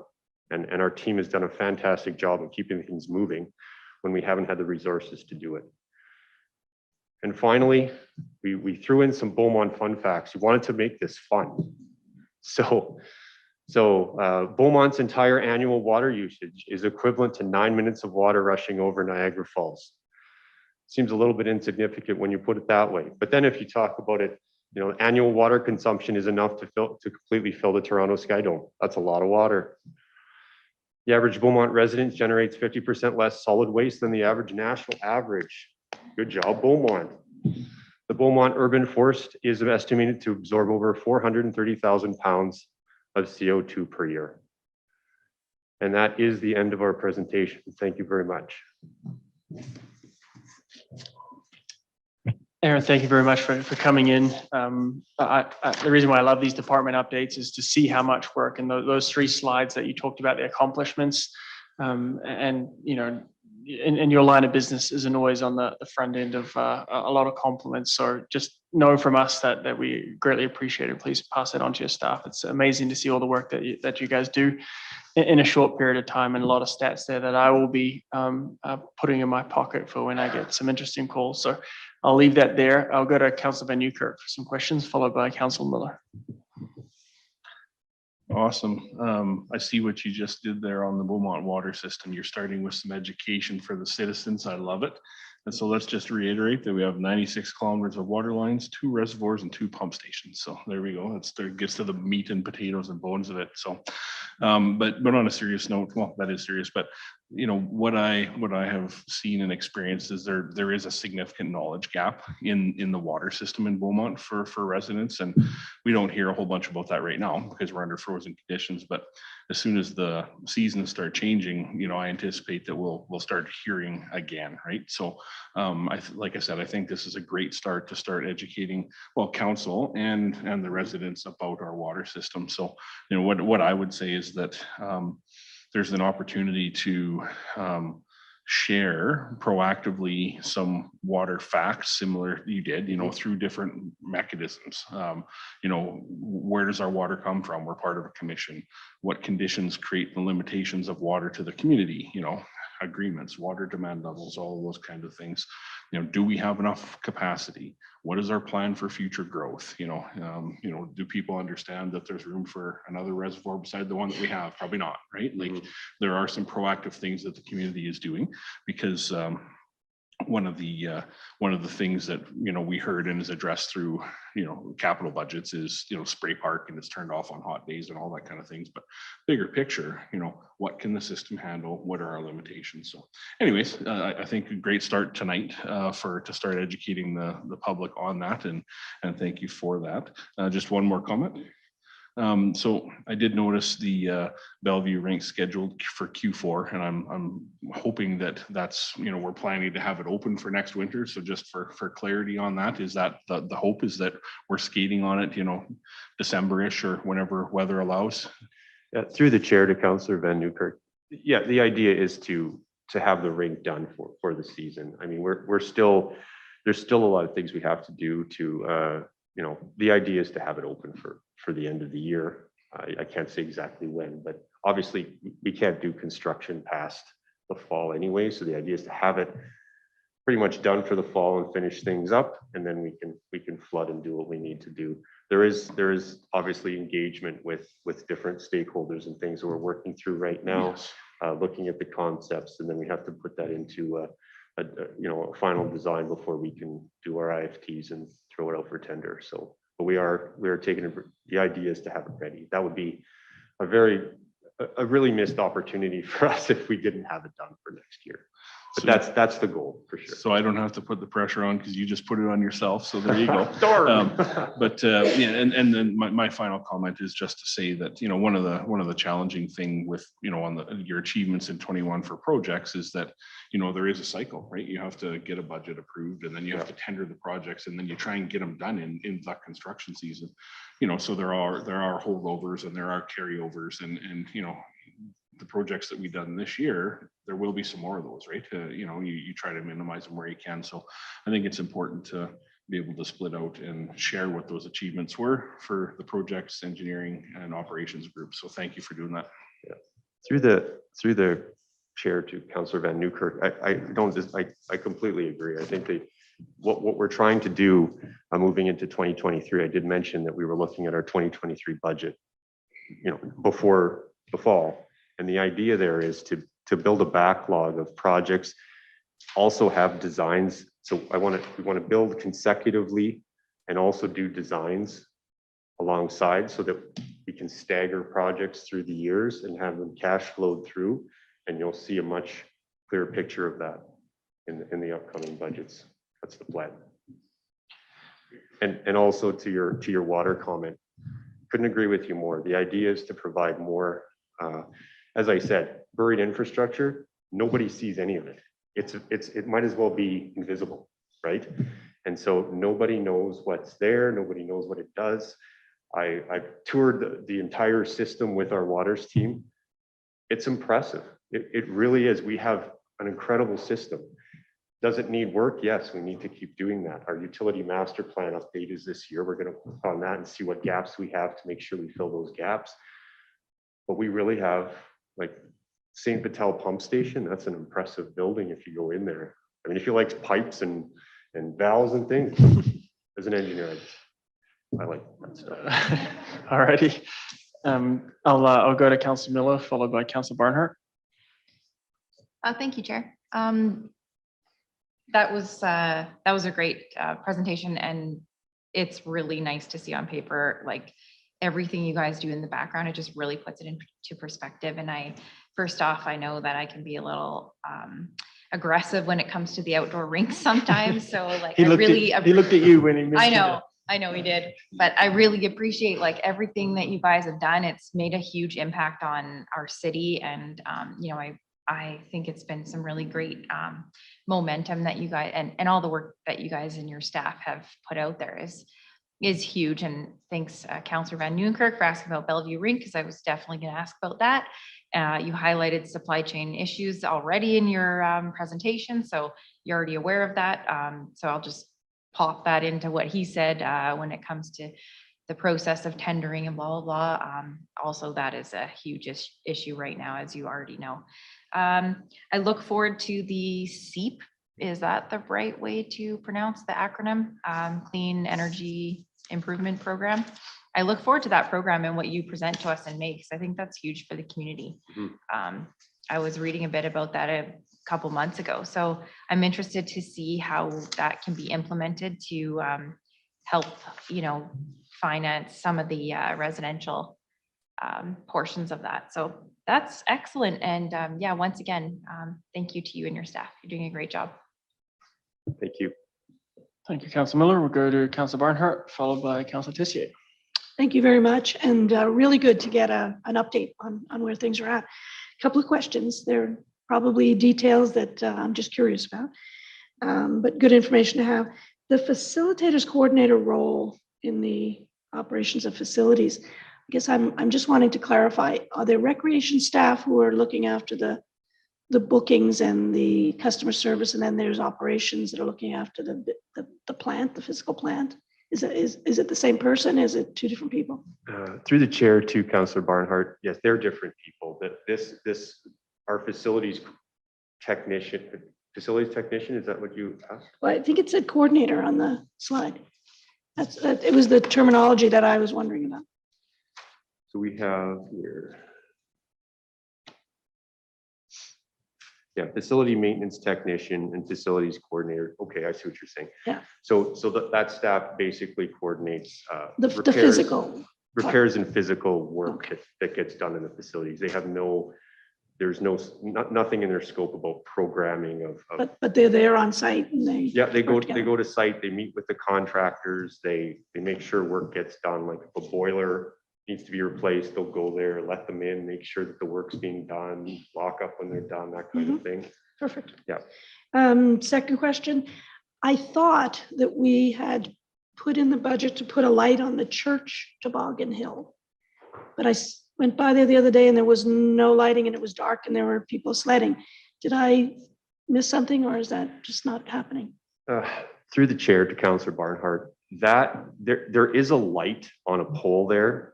The issue that we're having with that area is that land is not owned by the city. And so I don't know the specifics behind it, but I know there's been challenges with regards to trying to, so that's why the light was put on the pole, because that was easily completed without having to do any kind of agreements. And I would have to check closer, but I don't think there was a lot of support for trying to put another pole or any kind of thing in the ground from the landowner's perspective. But I shouldn't actually say So that. you're still working on that? Yeah, there's still some details to be worked out. I know we leased the land. Pardon me? We leased the land, I believe, from the church. So. Yeah. It just looked like a dangerous situation because it was quite dark and there were a lot of people on it. So just part of our strategy for next season is we're going to be reviewing our toboggan hill areas and how we utilize them, and just putting some more consideration behind how we manage that activity. It's something we have to be careful with, just because how much involvement do you get into it before you have to consider other liabilities and so on. So granted, we're going to be thoughtful about that going into the fall season. Okay, good. Look forward to hearing more about it. And last is your exciting wayfinding project. So you mentioned you had a wayfinding project that was so exciting. And I just wanted to mention to you that what's so exciting to me was that I saw us moving towards City of Beaumont signs, but the other day I found one that still said town. So I imagine that's on your list of things to follow up on as well. When we're changing it, we'll be changing those maybe first to get to those. Through the chair to Councillor Barnhart, the wayfinding signage program is quite extensive. A lot of the signs are either being fabricated or in fabrication right now, and a lot of that signage will include different park signs, city signs, some of the signage on facilities and so forth. So that's why I can't remember who asked the question last time, but there is a report coming to council. Maybe it's even into Q1 now, where we do an update on the wayfinding program. Yep. And so that report will go into the detail of what the program, the scope of the program and what's included. A majority of the work was done in 2021 with regards to the design, the locations. What we haven't seen is the actual physical signs being installed. And so that part is kind of the end result, and we'll be getting to that this summer. Just so you know, the childcare sign still says Town of Beaumont on the after-school. There's a lot of signs. that Are there say a Town of lot? Beaumont. I didn't see many, but that one. I would like to just drive around and take them all down now, but I'll go around and put up a then sticker people or would get something. confused. Anyway, thank So you we're for working your on it for presentation. I sure. appreciate that. Thank you. All righty, let's go to Councillor Tessier and then we'll finish up with Councillor McCook. Thank you, Chair. Just to confirm about the Bellevue rink, are we getting a report and design on what that's looking like before this is starting, and when that is, and when is that? Just because, we brought up in the budget like pickleball spaces, tennis court spaces, and lighting, and we have these boarded rinks and an opportunity to inherit maybe pickleball courts in the hockey rinks like a lot of other communities do. And I heard from there was a survey going around at Bellevue asking the parents if they wanted the rink, which was before in 2021. So I got a few people asking like, what's going on with the rink? Are they getting rid of it? And for the school, if we could get pickleball and other things in there that they can utilize through the summer, it's just, it's going to benefit instead of those rinks just sit there empty. And we have a ton of boarded rinks. So we have the space for this pickleball courts and we're not using them. And it would help, it would solve a lot of issues without spending way more money. Through the chair to Councillor Tessier, we part of the project is to do engagement with some of the stakeholders. I don't believe there was any plan to bring it back to council because the budget was approved, and it takes. I would say we are in a bit of a time crunch if we definitely want to get it done for the end of the year for usage. Bringing back a report to say, are you okay with this? Would cause us to delay a tender, that type of thing. Now, as I said, though, there's engagement going on with various stakeholders that are involved in the rink project. If we need more details, I can get Poonam to.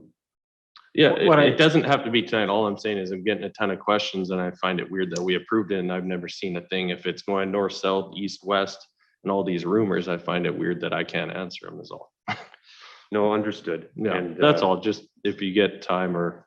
What I think Councillor Tessier is saying is, and I would support him on this, and I know this will be a challenge for administration, but while you're out doing that engagement, to see from the school board, et cetera, what they're looking for, check in with council, because these are the things that we wear if we didn't have a chance to weigh in on. So as that process is going down, I'll leave it for you for consideration, but it shouldn't slow down the process. If you're working through that, at least come back, get our input, and whether you take it or not, we'll see. But yeah, I would consider us a stakeholder in that engagement. So we'll leave that for you for consideration.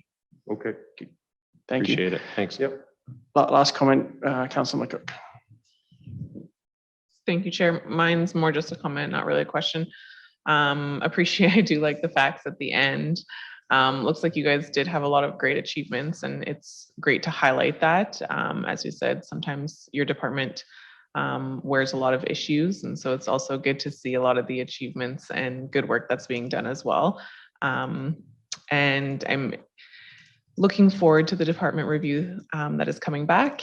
I think I'll have a lot more questions then as well. And you have some interesting challenges ahead that you outlined.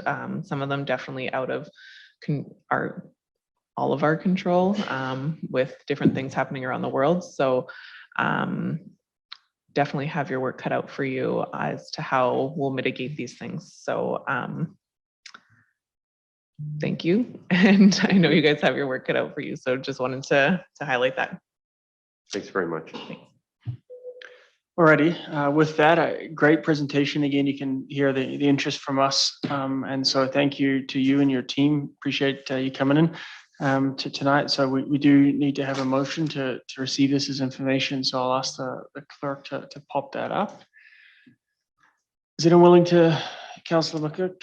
We'll keep going with you. I move that the March 15th, 2022 Infrastructure Department Overview Report be received for information. Thank you. I'll call the question on just raising your hands again. That carries unanimously. Thank you very much.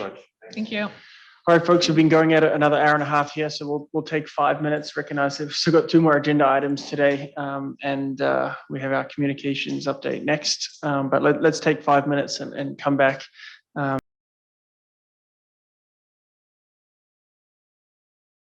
Good to go. Call the meeting back to order. 8:07 moves us to agenda item 4D, Department Update Communications. So with us, we have Mr. Mike Berezowski. So thank you for being here and very much looking forward to this presentation. Well, Pass it over to you. Thank you very much, Chair, and to the committee, and as also to the members of the public. I'm Mike Berezowski, Director of Communications Department. I'll provide a brief overview of our department, our main functions, as well as some upcoming initiatives and highlights. And rest assured, we're a much smaller department than infrastructure, so this will be brief. And although I did like the fun facts, and now I'm jealous that I didn't think of that. So the communications department exists primarily to ensure residents have access to information about the programs, policies, and initiatives of the City of Beaumont and Council, especially those that directly affect people. Our aim is that residents will at least understand the reasons for a decision or direction, even if not everyone agrees with it. We are a small but very effective team with experience and expertise in a variety of communications disciplines. Since joining the organization a couple of years ago, I implemented a client portfolio model. So each member of our team has a number of departments that they work with as a business partner. They build familiarity with the department's operations and their business goals, and they're better able to meet their communications needs as a result. Reporting directly to me are 3 strategic advisors. 2 of them are senior advisors who have additional responsibilities for media and issues management, as well as digital media. The 3rd advisor also has the same responsibilities for communications planning and execution within their portfolio, and they also provide audiovisual technical expertise.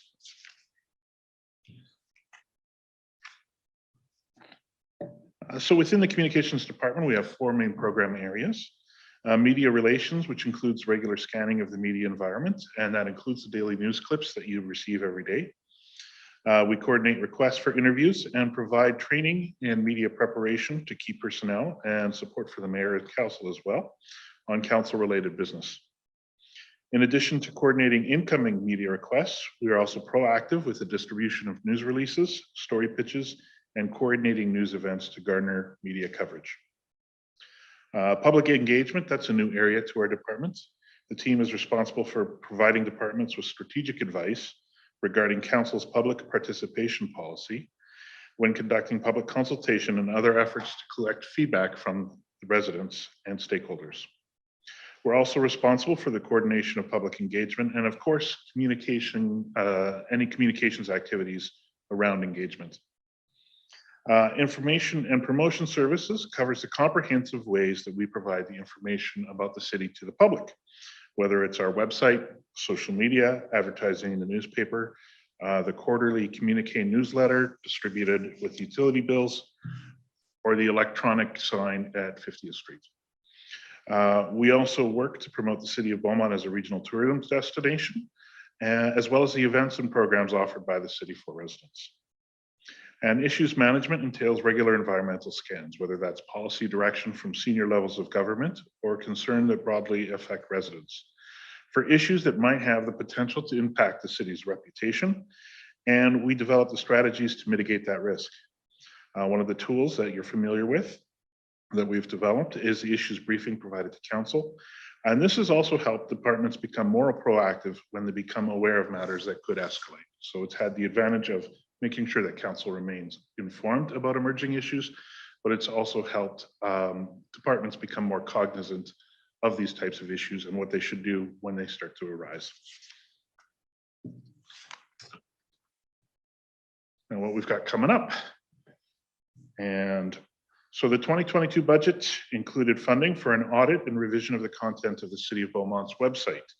Unfortunately, there are parts of the website that have not been well maintained and not everything is up to date or even relevant. Currently, there are more than 650 pages on the site, which is far more than we could tackle in-house. So this will set us all, so that the funding will help us with contracted resource to help us clean up the website content. This also sets us up for a planned migration to a new website platform. Advertising expenses were consolidated under communications in the 2021 budget. I'll discuss that a little bit more on the next slide. But our work this year will be to further consolidate local newspaper advertising into one City of Beaumont ad each week. Currently, every initiative or department has a separate ad. Best practice is generally to have one municipal ad. And what that does is it creates one location for all city related information in the newspaper. It also reduces our cost for design work and media buy. We're about a month away from implementing a new project that we've been working on with the corporate analytics and technology team to streamline the process in coordination with that. Currently, there's a lot of back and forth, a lot of paper and email. Departments will be using a web-based form with the basic details for an ad. It's reviewed by members of my team, and then it goes into a template. So we're doing a lot of automation and efficiency as well. We're also close to completing the work on a service request tracking system. Again, it would be web-based. Departments would fill out some fields, and the request goes into communications, and we track it internally. We've also already implemented a similar tool for our own use for media requests, tracking and measuring that. So the goal is what we're doing here is not only to reduce the administrative burden and become more efficient in our operations, but to provide us with business intelligence and a base level of data that can eventually be used to develop performance measures and support our business planning. Later this year, we'll be introducing a media relations directive for administration that provides clarity on how media requests should be handled. For example, who should respond, how they should respond. We'll also be coordinating media training for key personnel that we identify within administration. And finally, the public participation policy, it's less than 2 years old, but a review is required in the first year of each new term of a council. Now, we haven't established a scope for the review just yet, but given how new that the policy is and that COVID has limited the public engagement activities in the last 2 years, we haven't really had a lot of chance to test it out, so I don't anticipate any significant changes this fall to the policy. However, it still does have to come to council. So successes and challenges. As I did mention, advertising was consolidated under communications in 2021. Previously, departments did their own newspaper ad planning and wrote and designed their own ads. When I started in the fall of 2019, there were even newspaper ads that still had the old city branding, and we spent more than $130,000 annually in the local newspaper.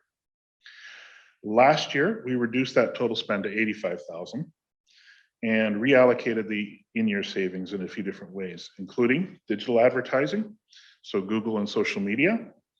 And we also did a few experiments last year tracking the responses that we got between digital and newspaper advertising using unique URLs as well as QR codes. And the results were pretty striking.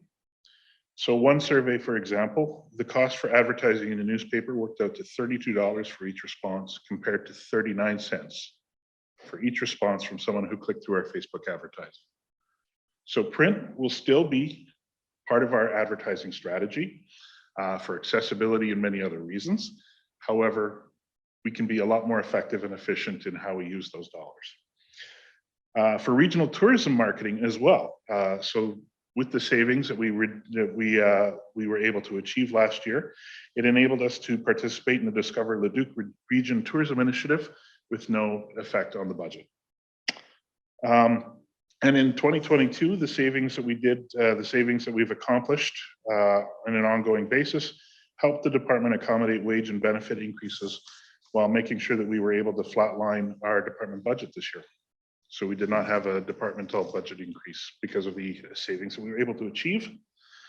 I did mention that we did just join the Discover Leduc Region Tourism Initiative last year.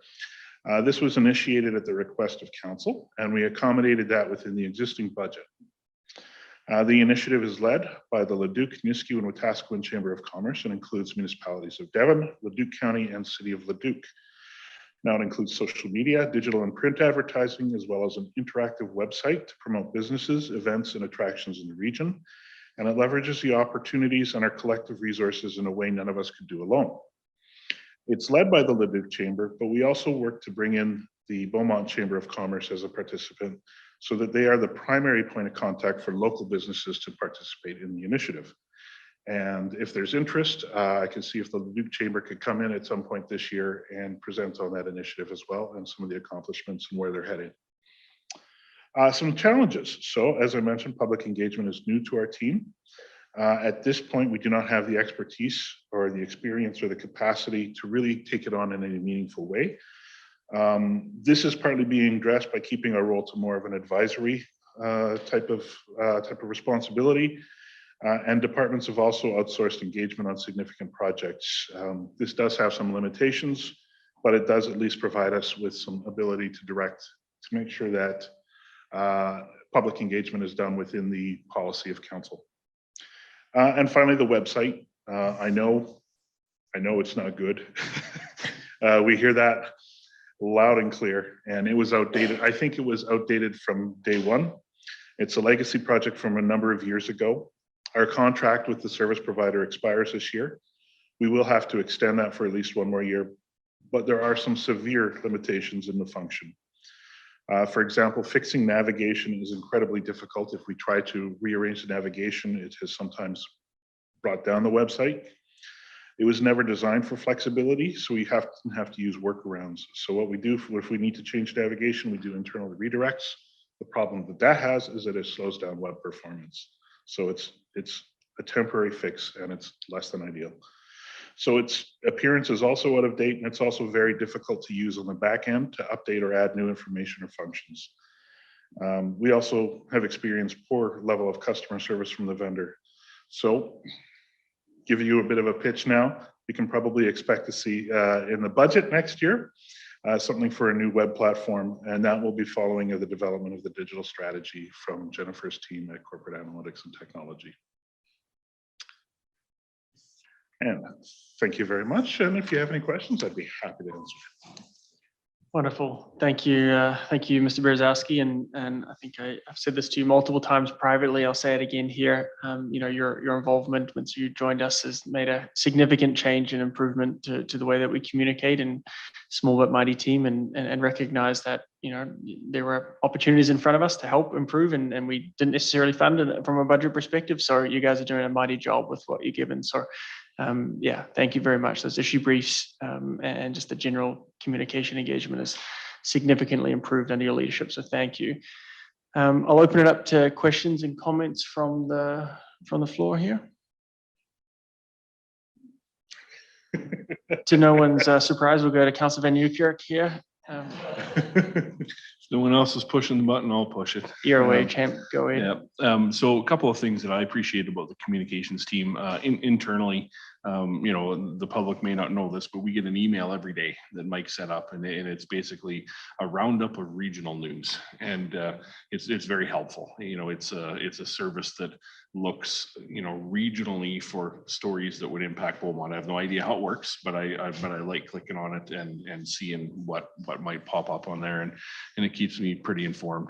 You talked about issues management, not to be confused with issues managers. Issue management is and trying to anticipate the things that could impact Beaumont, like Mike said.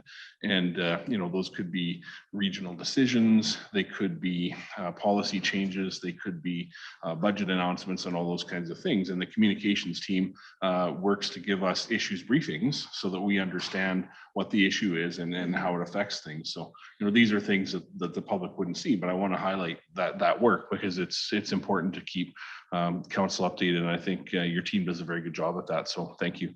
Outwardly, some of the fun facts you could prepare for next time would include number of social media posts, number of social media engagements, all of those things, because I think your numbers would be just as impressive. That you might be able to fill the Toronto Sky Dome with, with the number of comments we received on an issue or two, right? So, yeah. So anyways, I appreciate what the small but mighty team does and look forward to seeing what the budget ask is for the website, because everyone will love. It's one of those things that I don't think a lot of people want to spend money on, but it's so integral in what we're doing and how we're going to communicate with the public, how we're going to engage, how information comes in and out. It's just going to be an integral piece. So thanks for the foreshadowing on that. Through the chair, thank you, Councillor. And the website is our primary source of information for residents that we've found. When we've asked them, when we've surveyed them, that is where they get most of their information about the city. And it is something that we are very cognizant needs to be much better than it is. It is an ongoing challenge and frustration for us that it is what it is. Interestingly, just to note too about the media monitoring, that was a tool that we had that we paid for when I got here, and then we hadn't been using it. So it was something that I figured we should make full, efficient, and effective use of. It also serves as our news release distribution tool. It's a news aggregating tool. That's mostly online based, and it does also maintain media lists and does provide mailing functions, email functions. So that's how we send out news releases as well. Yeah. And we weren't making use of it. So now we are. Great pitch. Thank you. Good stuff. So it sounds like you got one vote for the website, give 3 to go. I'll go to Mr. Mayor. Thank you, Mr. Chair. I'll just echo Sam's earlier comments. Since you joined our organization, Mike, our communications department has set expectations for themselves and exceeded them every year. Communication with our citizens has improved dramatically. Website improvement will be a big up, but the overall content has been outstanding. So I know we got a long meeting, I won't go any longer, but you guys have been doing a really great job. And we're really glad you're on board and looking forward to working more with communications going forward. Lots going on in Beaumont right now. We got big announcements coming up this year, and it's going to be a big communication challenge. And I know you're here, and I'm feeling much more confident about our future communications with these big projects that we'll be announcing this year. So very excited about that. Thank you, Mr. Chair. Thank you, Mr. Beer. And that was the way I was going to close as well, was just acknowledge that we've got 2 pretty significant announcements coming up here. And, the work that we're going to have to collectively work on to make sure we get that right with the public is going to be crucial. So I'm looking forward to your leadership on that. Any other final comments from you? No, thank you, Chair. It's my pleasure to be here tonight. And to echo what you said, those are 2 very good news stories that we need to get right. And then I'm very anxious to be able to dive into those and get those stories out there to the public, because I think they're fantastic news. Yes, that people will appreciate. Indeed. Well, with that, I'll ask the clerk to throw up the motion here to receive this as information. Looking to Councillor Barnhart, I'll go to you to move that motion, please. Thank you. Thank you. I'm very pleased to make the motion that the March 15th, 2022 Communication Department Overview Report be received for information. Thank you. And as we'll show of hands to vote on that, that is unanimous. Again, thank you very much, Mr. Berzowski. Alrighty. Just to make things a little complicated for our clerk and the rest of folks here, taking a look at the agenda, what we've gone through today, we've been here at it for 3.5 hours. The next item was supposed to be 4E regarding our meeting procedures bylaw. And that is a significant lift, a conversation that I think we want to dive into. We want to be fresh. My sense of the room here is that we've been sitting for quite a while. So my recommendation is that we push that to the next committee of the whole meeting. We'll have a motion that comes up.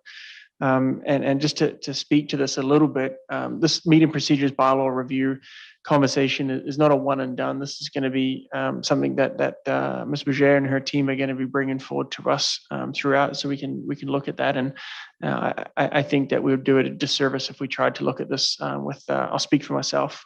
Pretty tired here, so I think that would be prudent. So I'll move this motion.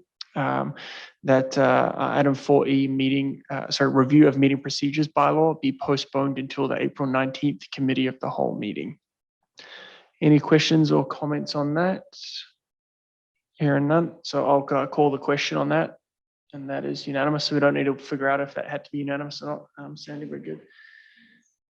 Alrighty, so that our meeting is not done. We still have more work to do here. With that, moves us to item number 5, council inquiries. Are there any council inquiries for this evening? Seeing none, that does mean we're done. That moves us to item 6, adjournment. Thank you very much. We'll adjourn